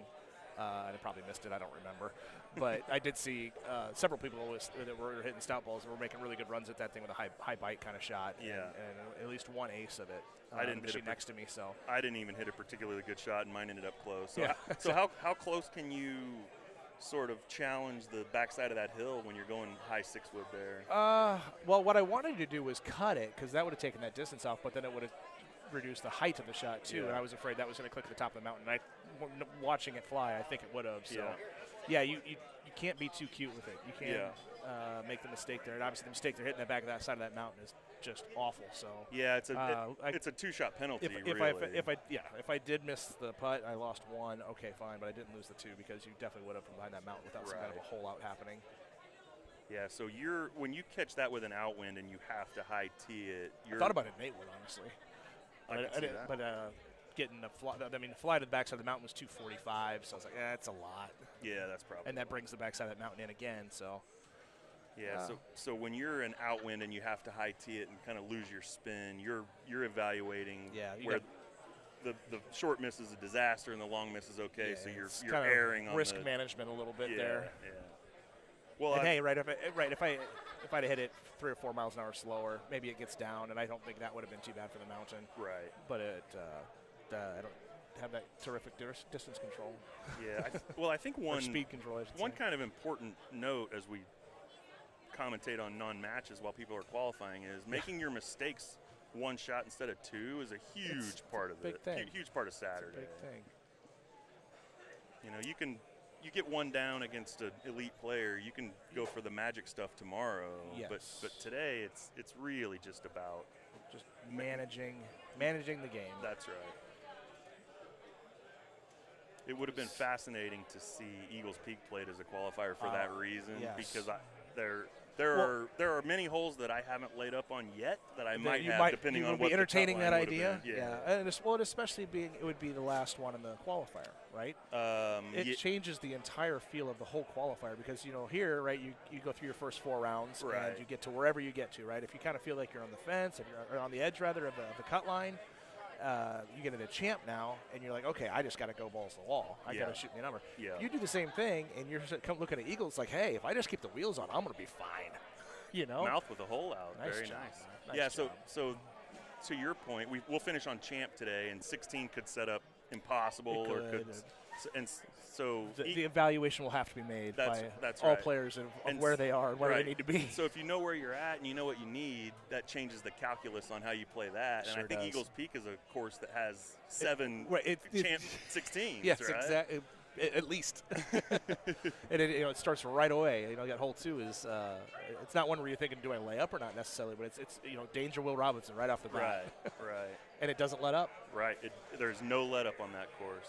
And it's, Rattlesnake wasn't as hard, but it had similar. If you miss it here, you can make a 10 kind of thing. Yes. And even Castleshire had a couple holes like that, which we never ever, due to COVID, got to see in a PEG2 match. That's unfortunate. That course is so good. It was fun to play. I would have loved to have seen some of the matches on that one. It's the only course I don't play stouts on if it shows up on the daily. Oh, really? Yeah. Just try to get 1. Or 1 and 2 sometimes. 1 and 8 sometimes. Oh, yeah. And if you get to 16 and the wind's out of the left, you're sort of hosed. But any other wind there, and it's nice, fine, But yeah, it's just that's the last course we've regularly played where the distance of a non-stout ball I think was really meaningful. Really, yeah. Just the way that those holes set up, it was right on that edge. Right on the edge. And there's you could get 3 in one round depending on the setup. Right. For a very short while, this hole here on the right side was doing the same thing, but very short while. Maybe a couple weeks was all it was. Yeah. It was fun while it lasted. Yeah, there was, it was very difficult for me to get the 405, 410 ones. Sure. When it's set up that way. Yeah. But the 380 look, you're all over it. Right.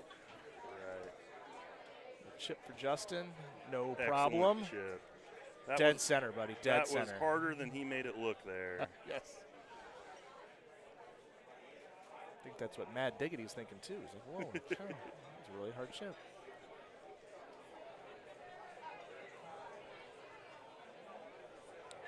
Apparently, I should have hit a full on 12.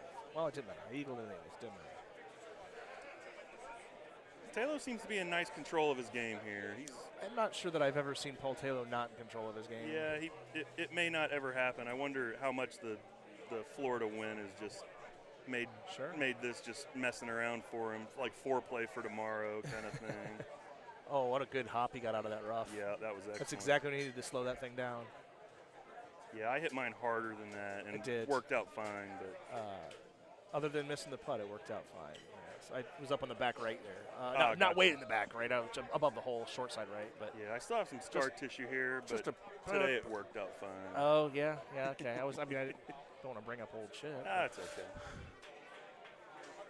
Oh, kick off the wall. Kick off the wall. It's going to need to hop a little. And so, depending on his wedge choices, that could be a disaster or not that bad. Yeah, one shot. Could be an adventure. Drop a shot. See how his wedge game is. But you're right. If he's sitting there with a gap only, it's a little dicey. Yeah. Even sand isn't a for sure thing getting out of there. So. Oh, isn't it? Or if it is, I don't know the trick. Could be farther away, I suppose. He's going to try Going to six six- high. This is six going to have to turn a lot, get a little out there. I think it's going to be okay. He just one Oh, he just clicked it. he That's, walloped it. That's good. Yeah, that helped. a pretty reasonable go at I'm it. always afraid that 6 with that high tee is just not going to come back into that breeze. Yeah. So Justin's got sand with a pretty Okay, and substantial he's wall in front obviously of him. not completely certain this is going to get up. He does not have the plus spin. He does not have the super spin. He's going to turn 2 and pull this in there, I think, to try to take some distance off. Yeah. And to give himself more Get it room at- to the wall. Get it as turning back left as you can, and Here take your comes the medicine full a to little straights. bit here. Yep, get on up. I think it's about as good as you were Yeah, going to do. about as good as you can do. That was a smart play because if you go straight at that hole, even if you're not trying to get the hole out, right, you're trying to just get up there. Yeah. And you clip that wall, come Yeah. right back down, maybe even in a worse spot. You can be shorter, right? That's right. So, again, taking his medicine. Maybe he makes his chip, and it's only 1 stroke. We'll see. Yeah, if you come up just a hair short going right at that, and it trickles down to the base, you're, you're in even worse position than you You're were. doing what he did, probably to the left side instead. It's going to be really far away, and you got a good chance you're going to miss your putt, and then you're going to be super frustrated. Yeah, sometimes only dropping one shot is a perfectly reasonable outcome. And Mischief was managed there. For Justin, that was an example of that. Yeah. This was another interesting setup where it's just offset on that pin spot enough that you want to try to work at it, but you kind of can't. Yeah, exactly A lot right. of high 8 wood, I think. Really light. Jordan hit high 8 on our machine, and I thought he had a backspin. He only had bite. If he had backspin, it might have hold out, honestly. Oh, no kidding. The bite just kind of stayed up the top of the hill. He's going to clip it, but he clipped it in a decent spot. Could It's get kick the right okay, bounce. why not? A little bit of anything he needs for you're Mr. Paul Taylor. Taylor, and I'm not. Yeah, these last 2 par 3s on this course did not set up well, both 13 and 17. Yeah, both brought some challenges. Okay. See, there's another smart move by Justin. He saw that pin was stuck over the right. He said, instead of messing with it, I'm not going to hole it out. Just leave it over in the middle, give myself the putt, walk away, happy man with your birdie. Yep, leave it left enough that there's no danger, and your putt is reasonable enough that it's kind of hard to miss. Yep.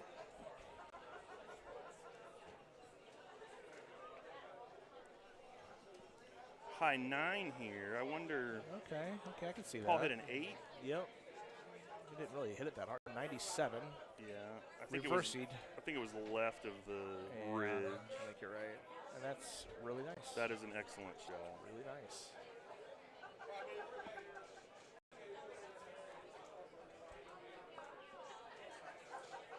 Slight rollover potential for Justin there, but I think he's got the full cut, no problems. Yep. Perfectly reasonable. Surprised to find out yesterday those were back. Yeah, they are. Found that out the hard way. They are back some. Found that one out the hard way. Unfortunately. All right. Well, these guys are playing on my machine, so I'm going to bid you adieu. All right. And fair enough. go get ready for the next. Always one. a pleasure, sir. Yeah. We'll work on that fist bump handshake thing later. They didn't see that, so it's fine. Can we go back and strike that out? Yeah, we neither one of us fist bumped or hand shook well there. It was bad. Real bad. It's real bad. All right. Play well, Matt. See you, bud. Don't know how much time we go solo here, but we'll give it a shot. Rounds are going to wrap up here pretty quick. Jaeger almost with the hole out. That was a good turn. The setup here on the 18, you see on the left side is garbage. Not too terrible, I guess, to get to that island if that's what you want to do, but it's pretty risky. With that pin all the way at the bottom there, going to this side, you're going to end up in the center of the green most likely, which is you would think is fine, but then you got that downhill putt, which has the possibility of going past the hole and even a slight possibility of rolling past far enough that it goes down the crap there. So it's a lot of diciness to look on 18. But I think you're going to see just about everybody do exactly that right there. Pop it out in the fairway, play the least favorite shot that's going to be safe, and at a minimum, be careful with your putt and take away birdie. And if you know he happens to sneak one in there, then all the better.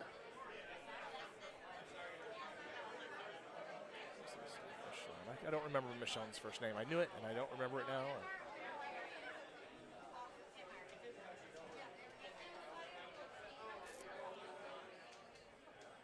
If you haven't already, make sure to like the page, subscribe to the YouTube channel.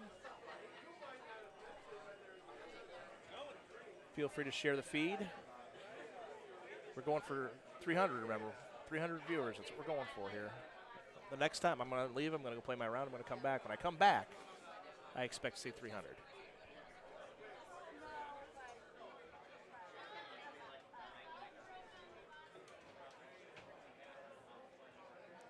Just turns it into that wall a little bit. Roll's going to kick down there nice. And like Bob said, probably some kind of 45, 50 footer. Oop. Uh-oh. Oh, there we go. There we go. Got all kinds of cool stats on my screens now. Oh, they took it away. I shouldn't have said anything.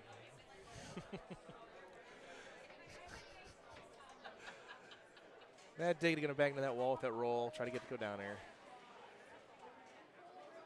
Hit it pretty hard. Good. Good. 3-wood's fine. Just trying to get the bounces to work in your favor. That is quite well done. Yep, 60-footer, left one. You got to play just a little more than a left one. See, kind of hit out there a little bit. It comes back a long way. That tends to happen on those downhillers. Shot by Mouth on the right side. See if Tiger gets it out there a little bit. It's that full cut. Kind of makes it. Okay. Yep. Big sigh of relief. Mischief managed again. 25 under. Not what he was looking for, but depending on how he handled Easter, it's not bad. It's Austin Day's birthday. Saw him standing by, passing by. If you know Austin, you've already wished him happy birthday. If you don't, go send him a happy birthday message on Facebook. Why not? Oh, Mike. I just fell asleep there, I think. Can't do that. Mouth knocks that in. He was on par, too. Shoot. Yeah, that's gonna make him not a happy person. Bob is shaking the machine and other things. Usually you gotta. Well, never mind.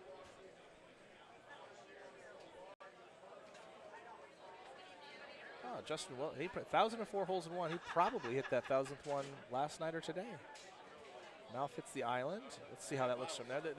That'll be interesting from over there. I'd like to see how that goes because that pin down at the bottom there, he's probably going to have a reasonable chance to make that end up pretty close. Some kind of a 10.5, I guess. That window blowing back towards away from the danger. That'll help. So I think we'll get to see it first. I don't remember which order we go in here. Oh, I didn't realize that Derek was quite that far back. So 390, he's going to have to get after this one a little bit. 10.5, good choice. And he just fire away because all you're doing is hoping to get those bounces. Cut it? Oh, he did cut it. Okay. All the bounces and just hope and pray. Same spot.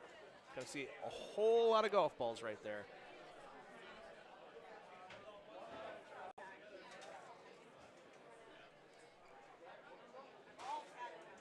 I assume that after Mouth and Jager's group that we'll have a Nordland round starting. That would be what was next. There you go. 10.5. 3-wood, he thinks. 3-wood. Okay, you have to hit that pretty good. But all that wind blowing back, you can hit it pretty straight, so that's helpful. Yep, bite. That's going to give him a real makeable putt. That's the advantage going over the island right there is being able not to give yourself this putt. Down 10, he's going to check left and right. Right 2, left 1, so he knows that's going to break about a half to the right side, or break to the right. So watch him pop this out to the left just a hair. Yeah, now he's talking with other guys. This is how you do this. So you look at the number here, you look at the number there, and then you divide it in half, and I'm going to do this, I'm going to do that. Think about it a little bit. I'm going to guess he's going to hit this like a right 1. Mouth's telling him exactly what he thinks because, you know, he's used to doing that. Word of mouth. He's pretty much used to just telling you what to do. And here we go. Live teaching. Just like a right 1. Looks like from his hand position. Oh, he hit it dead straight. And there it is. It drifted off that right side.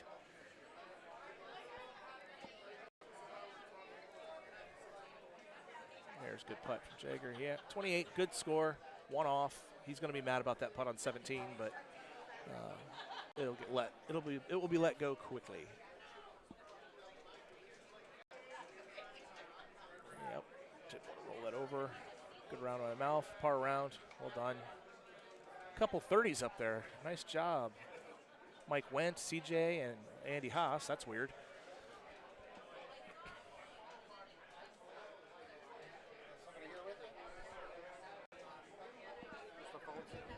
Going to get joined here by Ben Vania. Ben, how are you? Pennsylvania.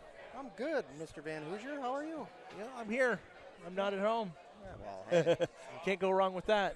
Right? Playing Golden Tee, having Playing fun. Golden Tee, talking to the internets. How are you playing? We're just not bring that up. Oh, okay. We're just not going to bring that up. So coming up, we do have Squeaky Bob, CJ in the background there. I don't know if he's in the group or not. And Evan? Evan's on the other machine. Oh, okay. Oh, Baki. Chris Baki. Oh, there we go. Let's go. Nord setup pretty easy. Did it? Yeah. Already played. I think it's a 29 setup.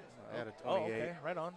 I just finished it. I think then we'll see a lot of 29s and 30s, I'm going to guess, on Icy Baja, as a lot of players like to call it. Hey, Easter was pretty Baja-ish. It was. It was very Baja-y. Yeah. So I don't want to undersell it, though. Like Baja, right, if you hit a bad shot, then it costs you 1 stroke. On Easter, there's definitely places where if you hit a bad shot, it'll cost you 2 or 3. So definitely. We can't quite relegate it to Baja level. Yeah. You got any aces today? Not yet. I'm letting Jordan Scott. He's on the same machine. I'm letting him have all the aces because he's got 2 through 2 games already. Awesome. I got one on that Petra. kid. I tell you what, if you ever want to know how to hit a high tee, anything, he's the one to talk to because if he puts high tee on it, it's points guaranteed. Just watch out. It will be points. I played a warm-up game with him this morning. Yeah. That was the first time I played with Jordan. It was good. Yeah. It went good. Offset look here, but wind helping back to the spot, so it's going to be shocking, a whole lot of straight shots. A little bit of cut on that one. That's appropriate. I mean, you need a little bit more. Just But about perfect. He'll be happy with that. Yeah, it's about as straightforward as Nord can get, this whole setup. Okay. Just got to maintain your awakeness. Yep. Which tee box did it give you on 16? The long one. Okay, good. It's like 195 yards. All right. I was worried about Wind that. blowing at the wall. Of course. 15. I was worried about that one because that look from up top is not very nice. Yeah. Mr. Titan will probably just click right once and let it fly. Oh, my. I've only gotten the tee box once. I played a full gap wedge with release and hit it really, really hard. And I landed pin high with that release, and it almost came off in the water. Yeah. Just that little bit of headwind was enough to go in the hole. Ooh, good run. I don't think I've stuck that green with that short little look yet, or I did one time. Paul Luna, we were talking earlier about it. It plays very similarly to the drop spot on Hidden Temple 17 when you go in the water there and you get placed up on the top. Oh, yeah. It plays very similar to that. Distance is about twice as far, 60 instead of 25-ish, but the technique there is going to be very similar, I think. Yeah. That green on hitting those a little deeper. I think you're right. So depending on the wind, which given how much people struggled with that chip shot most of the time, is not something you want to hear. It's not what you want to hear. Is that it's actually smaller. Yeah, we've all been there. Oh yeah. Mess that up. Oh yeah. Stroke limit. Raise your hand if you haven't stroke limited Hidden Temple. Other than a couple players in this room, I will not wait. I'm assuming just about anybody who's played more than 10 games on it has probably been pretty close to.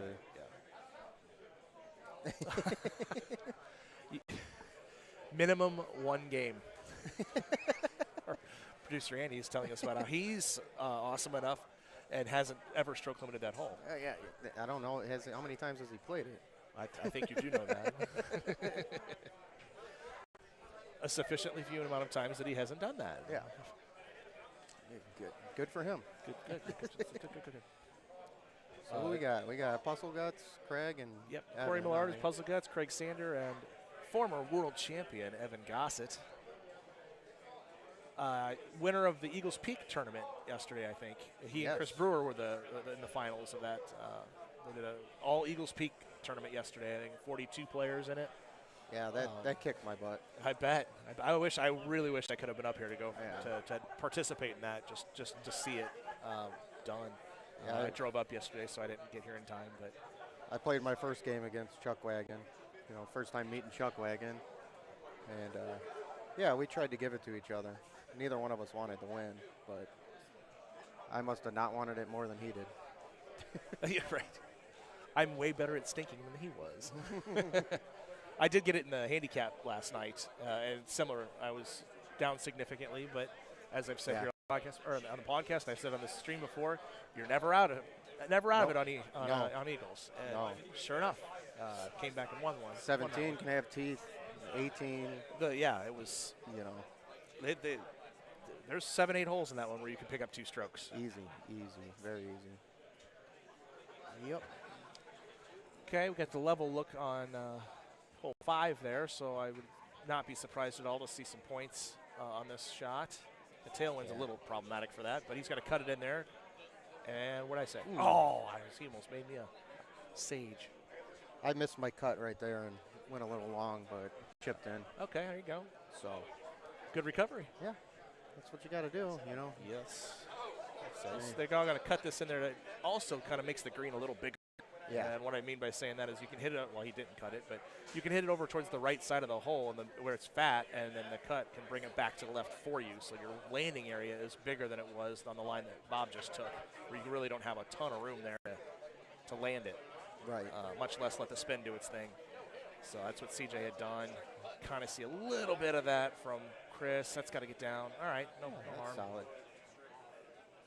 No harm. Really fast putting style, choppy. Oh, I don't know that I would do that for somebody else in a qualifier, but he is going to. Yeah. That's. Anybody want to take a break? I'm gonna end up playing here real quick. You're probably up 2 now, right? Yeah, I just finished Nord, but yeah. What? Can you spy on machine 20 and see where they're at? Thank you. Yeah, it looks like Taylor might jump in too. The commentary job's becoming more and more popular. Oh, it used to be you great. practically had to drag people over here to do it. Now the line is, I won't say it's long, but it's non-zero. Yeah. Yeah, which is good. I enjoy doing it. I like having a lot of different perspectives as we go through, because otherwise, okay, I do have to go play. We'll talk to you guys later. I give you the mouth. Oh, going to grab something. He'll be right back. So now you just got Ben Vania. Where I lost my stroke. I thumbed it a hair to the left, and it caught the side of the green and bounced on the ice. But other than that, I was clean on Nord, which I'll take that. 28. I'm playing pretty well today. 27, 27, 28.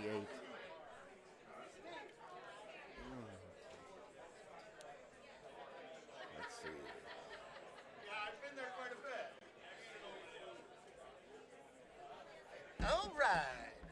Let's welcome Mark the Mouth McClevich. Hey, Ben, how you shooting, bud? I'm playing pretty well. Yeah, I'm impressed, man. You've been tearing it up a little bit. Yeah, I'm 27, 27, 28. Okay, I mean, if our pars are 30, you're 30, 29, and what was Nord was 29. 29? Yeah. So you're in your mind right now, you should be seriously be thinking about, I mean, not purple. You should be thinking that you got a chance at Maine. Oh, definitely. If you could throw up a clean one on Hollywood, and Hollywood could be the one that swings the strokes. Oh, it usually does. I'm hearing though that nothing was terribly bad. No, yeah. So you just need to go clean. Go clean, and you're sitting down right at that 32 number right now. Now, all right. So I think I got the trackball machine issues fixed on the second stream machine where Gossett and them are on. It really seemed like when they were pounding on the deck because they thought that so typically when there's 2 optical boards that are reading a flywheel going through, if one of those boards starts going bad, hitting it makes it come back sometimes. But in this case, after they were hitting it, I looked at it. I was going to just swap the boards out with another ball, but the connection was not in there completely perfect. We had no problems our next round. That's good. So we're happy with that. Yeah. Oh, God, Baki almost got another one there. How are you shooting? Are you clean? Or I tried on Easter. I watered one, but I tried to get 17. Oh, okay. I tried the A1, and it taught me something at least to know that the big wind in your face on that elevation change, the A1 has actually went much shorter than a straight shot did. Really? Because you're not going directly into it, you're going around it, and then I've got a flat curve coming in rather than anything else. Sander with the Ultra. Oh, God, that's 2. This machine's handing them out. Woo-hoo-hoo. Wow, that's a long one, too. Yeah, that's a really good one. I hate the double points on Ultras, guys. Yeah. It can really change a whole tournament around. Now, if he's on the cut line, he probably blew past everybody else at that number because of that one shot. He got 60,000 shotties for it. Yeah. It's a little bit misleading there. I'm not a fan. Not a fan at all. Yeah, you had an Ultra earlier, right? I did, and it was my shot. I still felt like it was going in if it didn't dunk, but yet still, I don't think it deserves me from 115 yards to get 24,000 points. You know? Yeah, I got an ace on Petra. No, nice. So I caught one on Petra too. I think 7. The one with the wall you hit over. It's oh, like nice. a high 6-wood. Oh, okay. This is all looking very friendly. It is. It's a very friendly look. And it sets up very. The very designer simple. hole is the old box kind of thing, right? So it's it's sideways 195 yards with 15 wind going to the left. Sounds like into a plan. the wall. Real simple shot. Medium backspin, 10.5 for Bobby. Not a lot of. Was the first par 3 really short on Nord? Was it the 50-yard look, or was it the? No, it was 100 It yards? was a 5 wood. It was like 250. What? It was like 249. Okay, so not a shush. No. I swear that hole is now. I've aced it out of the maybe 10 games I played on it. I've aced it 7 times. No, it's just because you could. A chush on that is a gimme. It can be a gimme. Flat green and flat green, and you don't even have to worry about a rough bounce ever. The only times I'm missing it is when they make it deep at 65, 70 yards. Then you have to go a little bit hotter than any club that you can for chushing. Yeah. And when you go hotter with that shot, you end up losing the line a little bit. Yeah. Okay, so the height change there, that's really good. I'm liking a high tee backspin. That's pretty good. Is he carried long? Oh, he might have canned it. On 9, wow, I even went with the super high tee that didn't back, or was he only plus? I don't know. I didn't notice. So I'll be looking there at. I did a low T 9 wood. Yep, with low bite. T 9 wood bite. Looks like the play I'd go with. Just thumbed it 85, and it was right on the pin, It was right? 8 feet past or something, you know. So now do I go with backspin? I mean, backspin just brings trouble into play. We're not going to be at a risk-reward type place there. We need medium T, you could probably do backspin. Yeah, but medium T also might not catch the green first. It might hit the back behind it. So we got some little trickery here. I like this, the medium T bite 5 hybrid with a smooth shot. I wouldn't pull this one back. I'd hit it with no pullback because this is going to get some rip still now. Yep. So a little bit. That's the whole key when you're on a shot with a distance like that and an obstacle in front that's hazard. You want to get some motion coming back, but you don't want to have the motion that is going to bring the hazard into play. So a lot of them played it right there. That looked great. CJ's high tee with backspin gives him some spin, but not too much. Right. So that's good. It's just a matter of touch then and a little bit of luck. Yep. It's not when you're ripping into the hole by just getting the line right. Yeah. Exactly, and then 10 is drivable, so. I think it's now, it is. I don't think it's not ever anymore. I've seen it not drivable. I saw it not drivable yesterday. Okay, I haven't seen one in the new C boxes that it hasn't been. Yeah, it was all right, so one of the older looking, you know.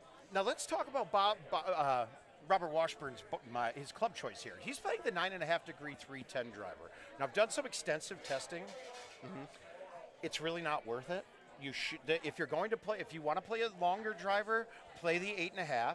If you're playing a 9.5 driver, everything about the 9.5 300 actually it travels further, lands softer. So and the total carry distance is 1 yard of difference. Oh wow. Yeah. So and then the other thing that we never realize is there's some clubs that have a more negative effect to minimal off of 180, right? Yeah. So like if you have a barely missed cut on that 9.5 310, which is the original driver from the Big Bertha club set back in the day that was the same year as the Flares, or very similar bags, but it had that driver, and I think the woods were a little different too.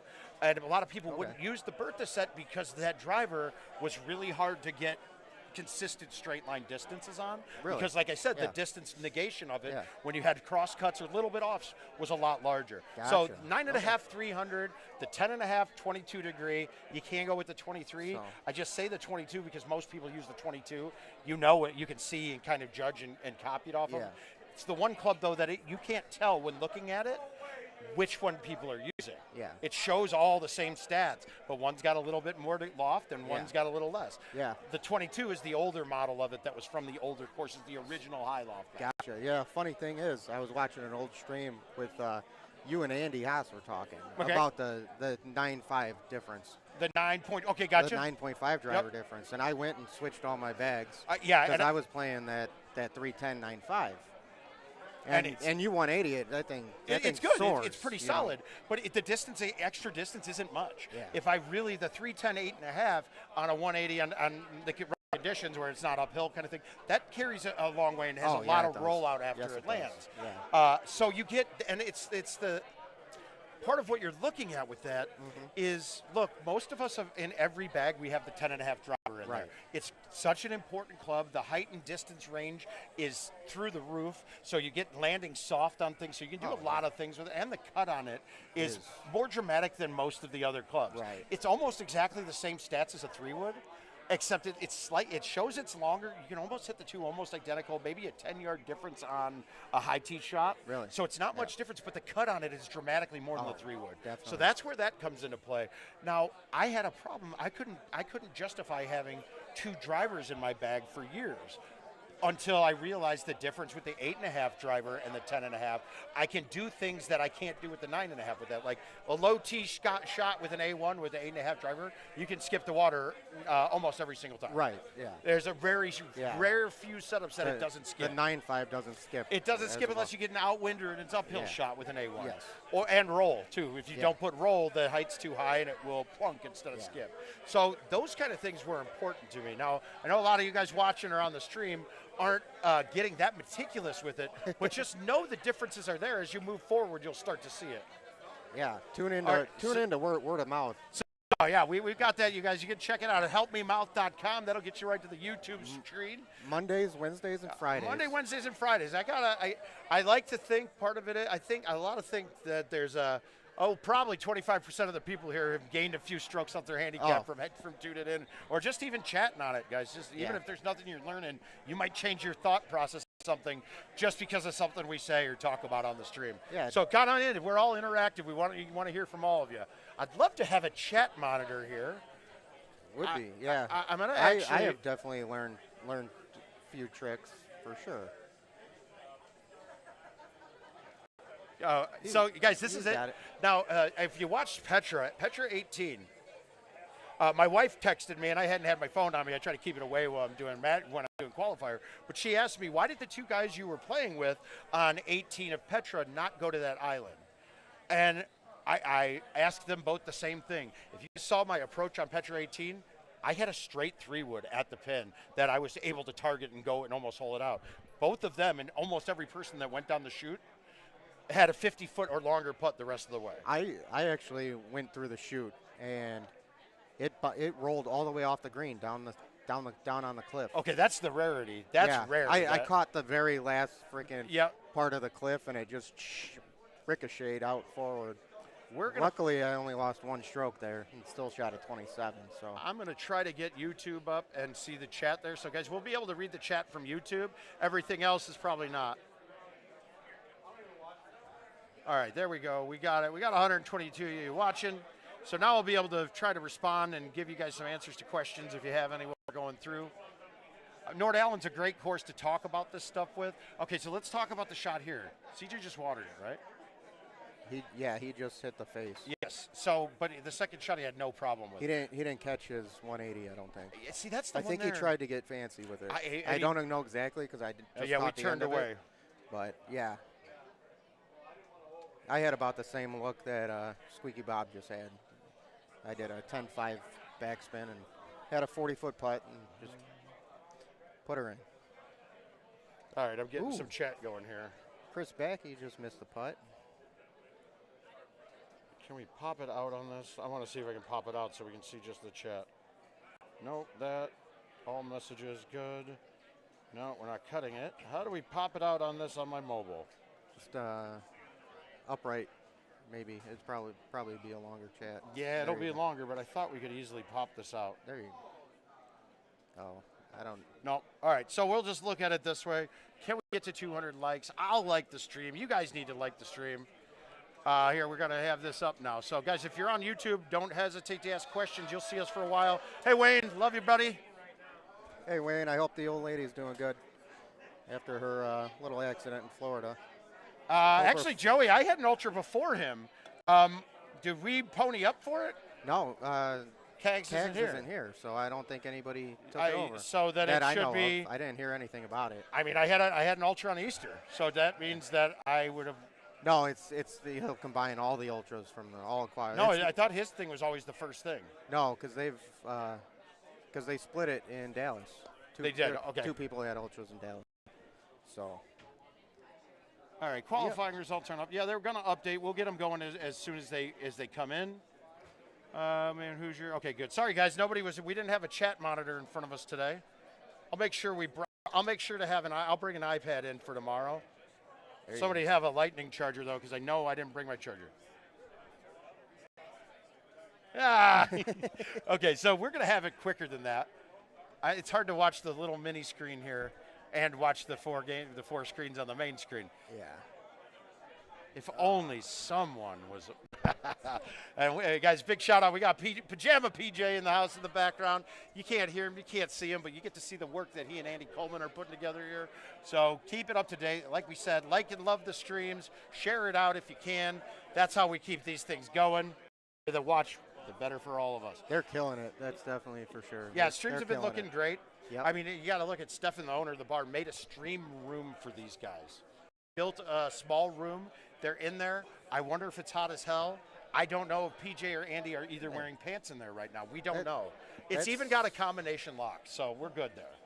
Hey, whatever. They don't need to wear pants. No, you don't have to wear pants. You really don't. I've proven that at tournaments you don't have to. Oh, there he is. He's got wiring running. We got to give a shout out to Stefan too. Oh, we always do. Trust me. That shuttle that he provides us at the end of the night it's a lifesaver. Is golden. You know that's not cheap either. I don't know. I think he does it for just tips, so I think he does okay with it. Yeah, well, I know the Golden community does not mind tipping at most occasions. No, definitely not. These bartenders have been great here. There's a few servers walking around. They're taking care of us. And these girls are now. We've been with them for so long with this that they're kind of family. They're kind of family, I'll say. Looks like I'm not quite up yet. No, I know when I'm up because it's when they're done. So we're good. I'm following Russ Layton, Gary Durkee, and Big Ben Russell. Now that could be a slower group. I can see. Okay, yeah. Oh, there he goes. They're on 17. So how's Mike shooting with you? He struggled on Petra, but other than that, he's playing all right. Oh wow, 5 hybrid high. Okay, that's interesting. Yeah. I think the thumb 9 wood is probably a hell of a good play. That's what I did. I just did a thumb 9. I had a 28 on. Okay, CJ went with the low 9 wood. I don't like the lower. I mean, he's fine, but the lower brings in a trajectory that you're not going to control as easy. And he hammered that too. He hit it 123. So now we got a medium 9.5. Wow, Mr. Corey Millard almost did the same CJ did on hole 13. Yeah. I will say this: watching the stream and commentating really helps me get my numbers down, the hold numbers that I don't really remember anymore. I used to know them all back of my hand for like 20 years. Now it's out the window. Now it's just a guess and check. It's like, is it 4, 5, maybe 6? Who knows? Yeah. All right, we got a miss putt by CJ. All right. Am I seeing this that Squeaky Bob's on a 32? Maybe. But Mark, I'm out of here. Yeah, I good gotta luck, go man. play. Get back to it, Ben. You're gonna get Aljaz now. Is this a 20? Is he 23 or is he 28? I can't tell. He's 23. I'm pretty sure it's 23. Guys, don't forget to ask questions in the chat. We're going to be watching now. We're going to be seeing it. It helps a lot to get a talk through and see. We got new pins here. Really the first stream that we've had of a major event that has new tees on it yet. So this is the first time you guys are getting a look at us playing these live. So we got Kim Jong. So it looks like par is 29. It looks like Kim Jong's one off. Hi, Aljaz, joining the stream. How are you doing today? Good. How are you feeling, Mouth? I'm having a rough go. Are you? Yeah. Ooh, did you go to Orlando? No, sir. Okay, so No, your last tournament was Dallas, and you had a rough go there too, didn't you? Miscut, but I did okay in the Player of the Year. I beat Lemon and Eddie G back to back, but so that kind of salvaged my weekend. But yes, I did not do great in Dallas. So how bad is not good? I think I'm 7 off. Have you played 2 or 3? 2. Okay, so you got a chance. Don't be 7 off through 3 too, then, and then 7 yeah, off through 4. Well, and that's what I was saying. You're going to have to. I'm going to tell you right now. Oh, I'm feeling absolutely. like that it's 1.5 off per course at most. 100% agree with you. I think 1 off per course. We might see a 5 Yeah. within 5 of within 5 of the Golden Tee par be at the cut No, line. I agree with you. I think I got to shoot 3-part rounds to feel. Maybe even get 1. Well, it all depends. Hollywood, we know even You the know, easiest Hollywood sets, you're going to have not 32 people shoot clean. So you should be able to make up at least 1 stroke on a few of the people if you shoot clean. The nice thing is, though, is it doesn't feel like it used to when you miss the cut. No, it's not. It's honestly, you're in for a harder weekend now. But you got to play a 64-man bracket in the purple. No, and I that's know, a but stressful day. remember when we missed and it was just like, oh, we play purple for fun. Well, now at least there's a carrot. Oh yeah, there is a carrot. You know what I mean? And it's not a negative either because good. I mean, every good player can't make the cut nowadays. Yeah, the purple is not what it used to be because we're getting 150s every time. People have to go in the purple. Somebody has to go in there. Yes, and I'm telling you right now, I think it might be just as hard, if not harder, to win a purple tournament. The purple bracket, because look, if we have everybody has the capability of shooting clean rounds or better than clean rounds, you have to stop people from doing it for an extra 2 rounds of match play now because you got 64 men in it rather than 32. I think it's harder, especially mentally. And mentally too, because now the chances of you going, oh, I'm in the purple, I'm going to just get drunk. So yeah, and there's 2 ways to look at this. Like mentally, it's tougher because you have to plow through a bigger bracket. Come on, Corey, you're better than that. You have to plow through a bigger bracket, and then if you get, you catch one of those hot streaks where you're hot for a few games, you can get all the way to the king of the hill in the main bracket doing that, but you can't do that in purple because the hot streak is never going to last that long. Yeah, the last time I really had to participate in a 64-man, the PCC that was we did a Players Charity Championship that was in Indianapolis. Yeah. And I lost my first round match in a 64-man double elimination. I was really, really sick. We had an online Calcutta. I offered my money back to IT. They were like, "No, we'll keep your half." I went back, filled up a bathtub full of ice and water, and just to get rid of my fever. I came back in the next day, and I don't think I shot worse than 2 better throughout the rest of the day. So it was like the Michael Jordan flu game. Oh, well, no, I felt better, too. The ice sitting in an ice bath got me down. But the next day I came in and rolled up. I mean, to go from the first round losers in a 64-man, I think it was 11 matches that I had to win to get. And I ended up in the final 4. And then got final 3, and I would have been in the finals, except I had a roll putt instead of roll shot that was it was supposed to be backspin, and it went to roll. I think I remember that tournament because I remember one where you were pretty ill and you would only show up when it was time to play. Yeah, no, there was one in Chicago I did that, and then I tried to get drunk to fight the illness. And, sometimes you're not good with it. By the end of the qualifier, I turned off the TV and tried to play the final round of the qualifier with no TV. Didn't pay off, but I got a purple win, my 1 purple win. Sometimes the getting drunk works, though. Yeah, it can. Just you can't get too drunk. Correct. And I put it at a level. So have you played this course yet? No, I'm playing after this machine. We just watched everybody. So are they all 3 going to birdie this? Well, I think Evan makes this, but it's dirt, not rough, or not. Oh, that's a right 11. That's a tough chip. Yeah, and because it's dirt. If you that was the cliff, he probably and then he missed the comebacker. Did he really? Yeah. We already had a problem that they said our ball was going bad, and none of us on our machine, on the same machine, is having a problem. I kind of went in and did some work and made sure the connection. That green. Yeah, that's ugly, guys. We want to keep this tight. You know as well as I do too. Like if you have a right 11, right 10 chip, I'd rather have it be a longer chip than a shorter chip. I don't know, man. Yeah, I mean that one I'm almost. Especially when it's out of dirt. And yeah, stuff. because it's harder to get those to Yeah, you got to play, Die and then going to the left. We know that it's more sensitive going to the left, so Yeah. I'll be ending up hitting the one to the left. Oh wow! If I have a right 11 chip, I'd rather have it be 20 yards than 10 yards, because then I can actually put some speed on it. You're goddamn right. And go through that hey, play. if anybody will agree with you with that, I've lost more matches. I got knocked out of Worlds On in baby 16 chips. by Haas from a 6-yard chip. I lost Player of the Year to Fox on a 6-yard chip. I watched that. I watched that live. I mean, it was. It was just that. Those are my worst, man. I Yep. can't get them. And then if we even put a new trackball in, they're even worse. Yeah. Oh God. I won't do it. Oh, They my were God. trying to say we were putting a new trackball in. Kevin, do you want to commentate? I'll be getting up here now. Like with the new trackball there. Oh God, it's too. With a right 11, that short it's of a too chip, square- I it's probably too would have just squirrely. taken A lob would sand you wedge. just jumped it up there.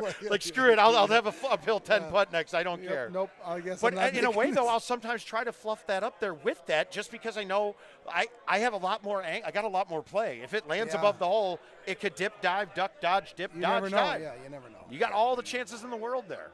That's very true. Very true. I feel like the chat is not updating for me. Do you have one of these square cases too? Well, not as much as I have the 23 though, so it's a different case. No, but Kate has the hard corner square case. And she says it's the greatest thing ever. Well, I drop my stuff a lot. I'm prone to drop it, so they don't break down on me. The player cards this year, by the way, Very solid. fantastic. Okay, there we go.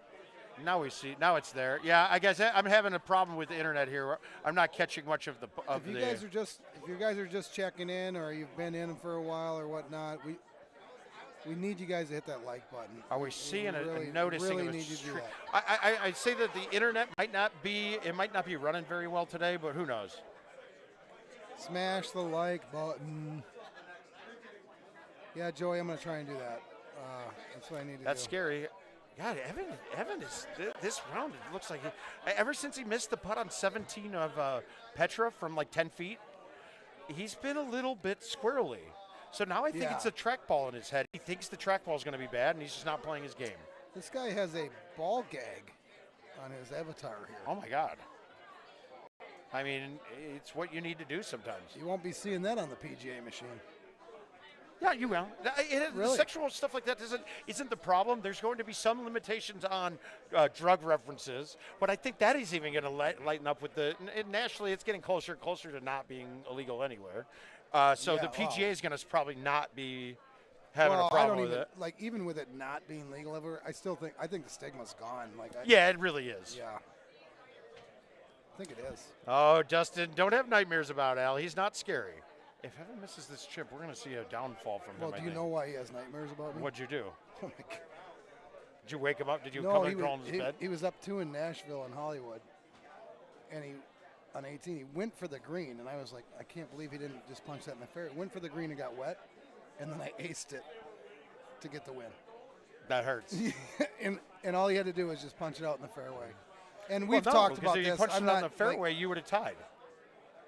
Well, and if Al just is acing the shot, all I'm going to say is that Crop Dustin just feels like he didn't hit a good shot. my point is if you lay up and make a birdie, my ace doesn't matter. You know what I mean? You can't lose then. And we've talked about this. He knows this. I'm not calling him out or anything. They haven't announced any course winners yet, Joey. I'm going to put my headset down, guys. I'm qualifying here with Jaeger coming up, so he's got it swiped it in. We're going to find you guys another commentator, but Al's going to work himself for a little bit. Who? Burnsy. Brian Bernhardt, guys. If you hadn't heard him on the stream, he's got a lot of great insights. He thinks correctly and acts incorrectly with his choices. Correct. It's But the he's wrong going to balls. jump in on the stream. We love him. You guys, I'll leave my phone there with the chat on unless you guys actually. I can do my own, yeah. Okay, you can. Just take it with you, Mo. But I think Andy's getting the chat thing set up right now anyway. All right, we're going to bring in These are sweaty. we're going to bring in one of the top 50 Titan players in the world. Brian Bernhardt, also a staple on the on Gino's podcast. Also my qualifying partner. Sorry, I had to wipe off the sweat from Also Mal's ears. a 3-time Shot of the Week nominee. But that was John Janza. Brian Bernhardt. Good afternoon. How you doing, buddy? I'm going to pull up the chat first. Sounds good.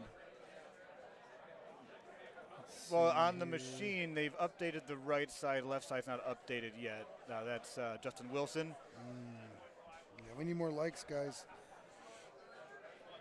But yeah, me and Al, we were moving right along, and things have kind of slowed down for our machine a little bit. So we've got 2 in the books, right? Were you and Mouth talking about that at all? What's that? Were you and Mouth talking about how our machine's moving along so far today? Yeah, it's not great. We're probably going to be one of the groups that gets moved, and that's okay. We got a potential DNFer in our group. Potential. But me and Al are moving along strong, just like the Mouth is there. And guess what he needs? He needs to stop talking to hit his shot. That's what he needs to do, actually. It looks like he hasn't transitioned from the commentating to the game playing very well. Right. Yeah, he's asking still commentating. Yeah, he's looking for advice from Paul Taylor there, the last man to win a tournament on the PGT Tour last month, right? I mean, we're just and a lot of people, like, you got a lot of newer people that were a little surprised or don't know who he is, and to be honest, this guy should have more tournament wins. Yeah, I think the one thing about Putz, the most creative player in the game. Yeah, he really is, and he had a couple wins, but they were always close to home in Richmond. He had 2 wins early in the 2010 years. Well, not only close to home, but also those were always the lowest attended. True, very true. You know, but long over, but always one of those guys that finds his way into the top 4. I mean, he got 3rd place in Worlds last year. You know, just always finds a way to win, especially on Sundays. I had a 4-year period where I made a good amount of change on this guy because I would buy him in the Calcutta because he wasn't popular amongst the masses. Right. But you knew what he could do, and he always just top 6th. Yeah, that's all you need. You know what I mean? Like, and when he didn't, I didn't care because he had top 6 the last 4 times. So whatever, you know. One thing I want to bring up about Mike Jager here on the right side, hitting his approach shot on hole 1. Heck of a turnout from the Washington State crew. Yes. I mean, shout out to Washington State. I was talking to Mike Arrington last night. Sounds like they got a pretty nice nonstop flight that comes into Milwaukee, and that is at least between 6 and 8 guys and girls. You know, I can think of at least 6 right off the top of my head. Yeah. So it's great that they're coming here to be a part of the tour. Well, in the I talked to Mike almost daily, and I asked him. I said, "Oh, you guys are really showing up to a lot of tournaments all of a sudden. Like, I know you always did a couple a year, but it seems like this is pretty consistent." He's like, "Well, yeah, now because she wants to go." There you go. He's like, "I would have always went to all of them. Happy wife, happy life, and then she's winning." And, but now that she wants to go, I get to go to all of them because she wants to go more than I do. Yeah, so.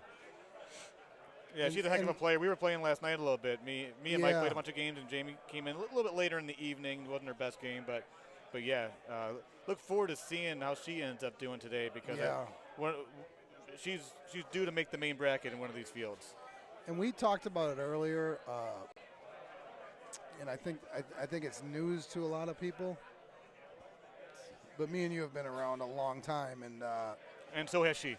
But we both knew that she was the best women's player, and she has been for over 10 years. And like you said, maybe it's because there was exposure, and she was on the stream. And you're seeing her actually, hitting the shots, making, executing those really, great shots, and holding out on 17 to beat Gerard, right? But her just being able to see her do it. For sure. It makes you just really believe. But I don't want to take away from her either. She has definitely gotten better. Oh yeah. Than she was when I first called her the best women's player. Right. I mean, her 180 is so much better than it used to be. Better than most guys here. I can tell that she's way more deliberate because 180s really start with your 180. The biggest part of a 180 is your pullback, and she's just way more deliberate with her pullback than she used to be, to making sure that she's getting that pullback straight. Yes, and having 2 home machines in your bedroom helps out with that. Yeah, too. But you can willy-nilly pull back and hammer it, and it's not going to go very far. But if you catch that straight, that's when you max your distance. And Yep. It's all about the pullback. And she can do that when you're hitting those 144 between 149 on those 180s. You know you're doing something right. Yeah. You're maximizing your distance. She's catching 149s, but wouldn't surprise me if she was. I mean, yeah, little baby cut action to get those 149s. Yeah, we got some side-by-side Nordland action here. I haven't seen. It doesn't look. It looks like just what we would expect. It doesn't look. Baja like North. Yeah, I saw a cavalcade of 29s at the top when the leaderboard showed, so I'm guessing that's the. And it's not very tricky. How is 16 tough? Have we seen that one yet? 16 looked like a probably a thumb shot for any ball player. So not a 50-yard. Nope. No, it's the 5 hybrid. It's the modified from the left side of the green shot. The older tee boxes. Yeah. Where it's dead straight left instead of angled left. Yeah. Yep, that's what it was. But yeah, for those that are just tuning in, we're live from Sussex Bowl in Sussex, Wisconsin, just outside of Milwaukee. This is I don't know how many years they've been here, but this is one of the best venues for a tournament. Plenty of TVs, great food, great staff. 20, I don't know how many machines they've got, 28, something like that. And there's a whole lot There's for a Mike whole lot Jaeger. for Mike Jaeger. Yeah, I'm obviously a little partial, but putting all that aside, this is still my favorite venue. Like, Yeah, he's done things over the years for this. He put new power in his billiard room to accommodate this tournament. Just for once a year. Yeah. Just for once a year. So he takes a lot of pride. They removed so many pool tables. Well, and he's innovative. There's always something new when you come to these tournaments that other tournaments tend to adopt. The stream booth this year, it was a stream booth 2 years ago. This year, they have QR codes on every machine, so you can use that QR code, order your food, and it will be delivered to your machine. Yeah. So every machine has a different QR code. It's just, I don't know. And not only that, he just tries so hard to make us happy, He does. I mean, I saw a posting, a flyer on the side where he notified his regular customers that the billiard room is going to be closed Wednesday through Tuesday. He just told them. Yeah, he just said, hey. It's off limits. I need this room for my Golden Tee people, and he knows, well, at the same time, we Wayne. We drink more than the average pool player, too. So. Hey, Wayne. Hey, Stu Fox. How you guys are doing? Miss you both. Haven't seen Stu in a while. I think I've seen Wayne more recently. Yeah, what's up, Stu? You're long overdue for one of those red-eye flights to and from a tournament. Just make a quick appearance. Yeah. And do your thing and then head back home. But hope I was. Speaking of that, that's kind of what Haas is trying to do this week. He flew in this morning, didn't he? Yeah, it's the rare hit and run for Haas. He's usually a Friday guy. Sometimes he has obligations, but he's not going to miss the tournament. No, I mean, when you got a chance to win every tournament you show up to, you find a way to get there. Mm-hmm. He's also, he plays some of the most games over a weekend, so that's great for Steve and for the crew that has the other machines here. Absolutely. He's not going to be the MVP this week because he missed a couple days, and he also was playing the PGA, and I don't think that one counts. No, yeah, that one I believe is the locations machine. And I haven't really seen anybody like going crazy. So I think the MVP is just going to be out of nowhere, and it's just going to be, this guy happened to play this many games, and that's who it's going to be. MVP, for those wondering, most valuable banger of the weekend. The person that played the most games of Golden Tee on a power event machine. Yes, yep. Not the most valuable Brian or the most valuable Bernhardt, because that would obviously be me. Yeah. Nice chip there for Jaeger, saving an eagle on that one. Jaeger's playing well. We haven't talked about the gameplay much. We probably should start doing that. But the thing about Nordland, it's so straightforward. There's really. It doesn't. But guess what? He's beaten Mouth by 1. So as much as it's straightforward, it doesn't mean you can't get something done here and pick up a stroke or two on the field. Yeah, for sure. You can. This is a good course to do that. Yeah, but this is the kind of course where if you shoot a 2 off, and you want to be a gold player, you got to really start worrying about making the cut. Yeah, you're absolutely right there, Al. You don't want to. this is a course where you should go into it. You want to shoot par. You want to try to be a little bit more aggressive on certain holes that you know you can be aggressive on. Try to get that hole out or two. But yeah, you cannot make mistakes here. And it looks, and I'm not trying to be funny here, but it's colder today, so it's actually frozen. I saw a shot earlier where someone ended up on the ice, so you're not going to lose that stroke because of a water penalty. So that's one of the benefits for players if they mishit their shot. I would say that, and maybe you can give us some insight into this, but I would say for better players, these easy courses are actually the most stressful because you're trying so hard to not to drop one because you know you can't. Right. No, I agree. I mean? Whereas the hard courses, it's like, yeah, I'd like to shoot par, but if I drop one, there's not a ton of pressure there because there's some tough setups. Yeah, but on courses like this, you have to get. This is where you have to. You can't miss a stroke. But what you have to do, Al, is you got to find that balance of being aggressive and being conservative. Yeah, correct. This is one of those ones to where you want to be a little bit more aggressive, whereas like you were saying, on a tougher setup, you want to be more conservative, hoping that the other players in the field don't have that switch of being able to go from conservative or aggressive. And they're making and that's why the Andy Haases and the Evan Gossett and Paul Lunas of the world, why they're able to do, they play really conservative golf. And they wait for their opponents to screw up. And once that happens, then they get that green light to be more aggressive, and they just separate themselves from either that match or the field. And we were kind of talking about this last round or last game. But I think newer players or younger players, and when I say younger, I mean younger in the game. Experience-wise, right? Yeah. I think that they watch a lot of YouTubes. They see a lot of good players. They see a lot of hole-outs. And they try to hole out every shot. Whereas me and Brian think to ourselves, like, we only have 11 or 12 hole out opportunities a game because the rest of them, we just have to get that thing on there and make a putt. We're not going after every hole. We're going after the ones where we pick and choose which ones. Yeah, it pops up and it's like, oh, I can really make a run at this. Well, one thing I try to do, Al, if you do that on every hole, you're going to probably shoot 15 under. Yeah, that's for sure. You know what I mean? I try to kind of divide the greens into quadrants, and depending on where the pin is, you try to put it's like get it close to the hole. What's really difficult to do is try to plan your slope. Obviously for right-handed players, the right slopes are a little bit more difficult. It's hard to try to plan for a left-handed slope, but still putting it close enough in a certain area. That's funny because so Mouth hates the tiered greens. I like them because now I have a visual quadrant of where to put the ball. Wherever that pin is, I just treat it like that's the size of the green. As long as it's not Eagles Peak and it's not on the other side of the bowl, then you're in trouble. Sure, but that's a unique. That's the only green. That's the exception to the rule, right there. Like that in the game, but you know what I'm saying? Like you can't if you have a 3-tiered green. And it's on the lower tier, cut those other 2 tiers off. Yep, aim for that bottom tier. Black them out. They don't even exist. And now you have to aim for this small green, which for us isn't as big as a deal for some because we played a lot of small greens back in the day. Yeah, the greens got bigger.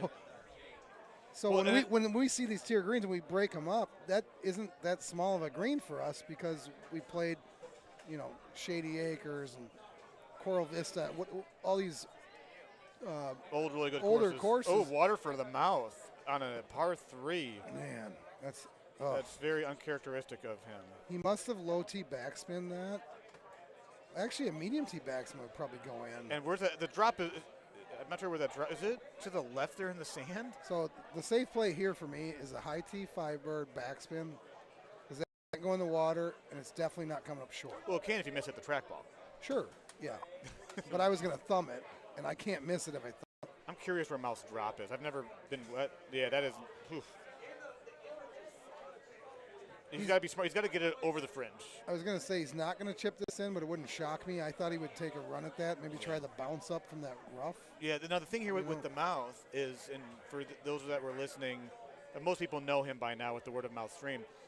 One of his flaws is his confidence when he's playing. And a hole like that right there could really send him down. We were just talking about this is one of those courses where you should be excelling and not going. You you don't get a 4 in a par 3 in a I qualifier. was just going to say, this goes right back to what we were talking about, and that is the thing that keeps Mouth from being as good as some of these other guys, is his aggression and his attack of the hole. Yeah. Instead of just... He can't flip that switch. You know. No, he's a hole out. He's a hole out. He wants those hole outs. It's really hard for Mouth to aim 5 yards left of a hole and just let it go there and be there. It's like he's always. It's like he's always on the string. He's always like, I think I can get this close. I think I can make this. Like, and one thing. And I tell him, I'm like, but do you have to make it? He's like, no, but I think I'm going to try. I'm like, but do you have to make this? Is this the time and the place to do that? And the one thing about Mouth is, one of the jokes from back in the day is Mouth drove it. He was able to drive every hole, no matter what the circumstances were. Yeah, he was seemingly the first guy to drive the undrivables. Yes, he always found a way to do it. But you can just see the look on his face. I mean, there he goes. And, yep, hole in one for the Mouth, like we were saying. Yeah. So 1 stroke back for the Mouth.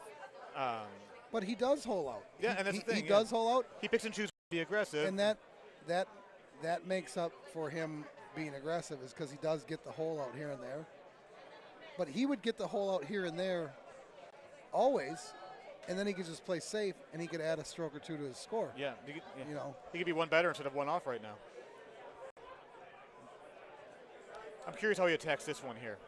Because that pin is tucked up there in that top left, and that rock is in play, and it can bounce 50, 60 feet away from the hole if he's a little too aggressive. Obviously, a great player. I think that everybody should try to learn from him. And that's a good shot. That's a nice, safe shot right there. He would absolutely tell you what I'm about to say. His personality gets in the way of him being a little bit better than he is. Yeah, because he just has an aggressive, competitive, I want to be better than everybody personality, and it gets him into trouble sometimes. Well, and here real quick, Al, if you look on the left side, there's one of those tiered greens.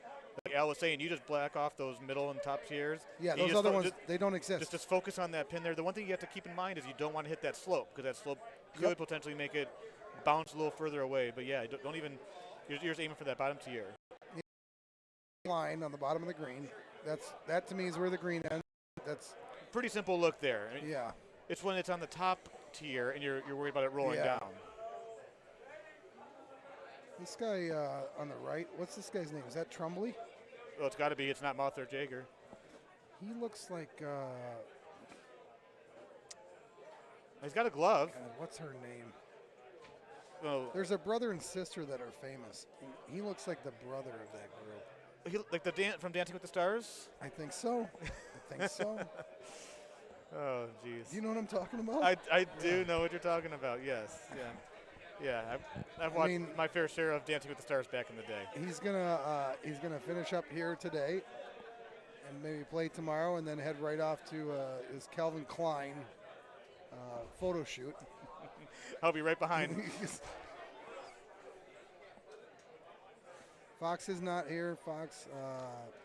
Yeah, why isn't Grover here? It's 2.5 hours for Clint Grover. We don't know why Grover's not here.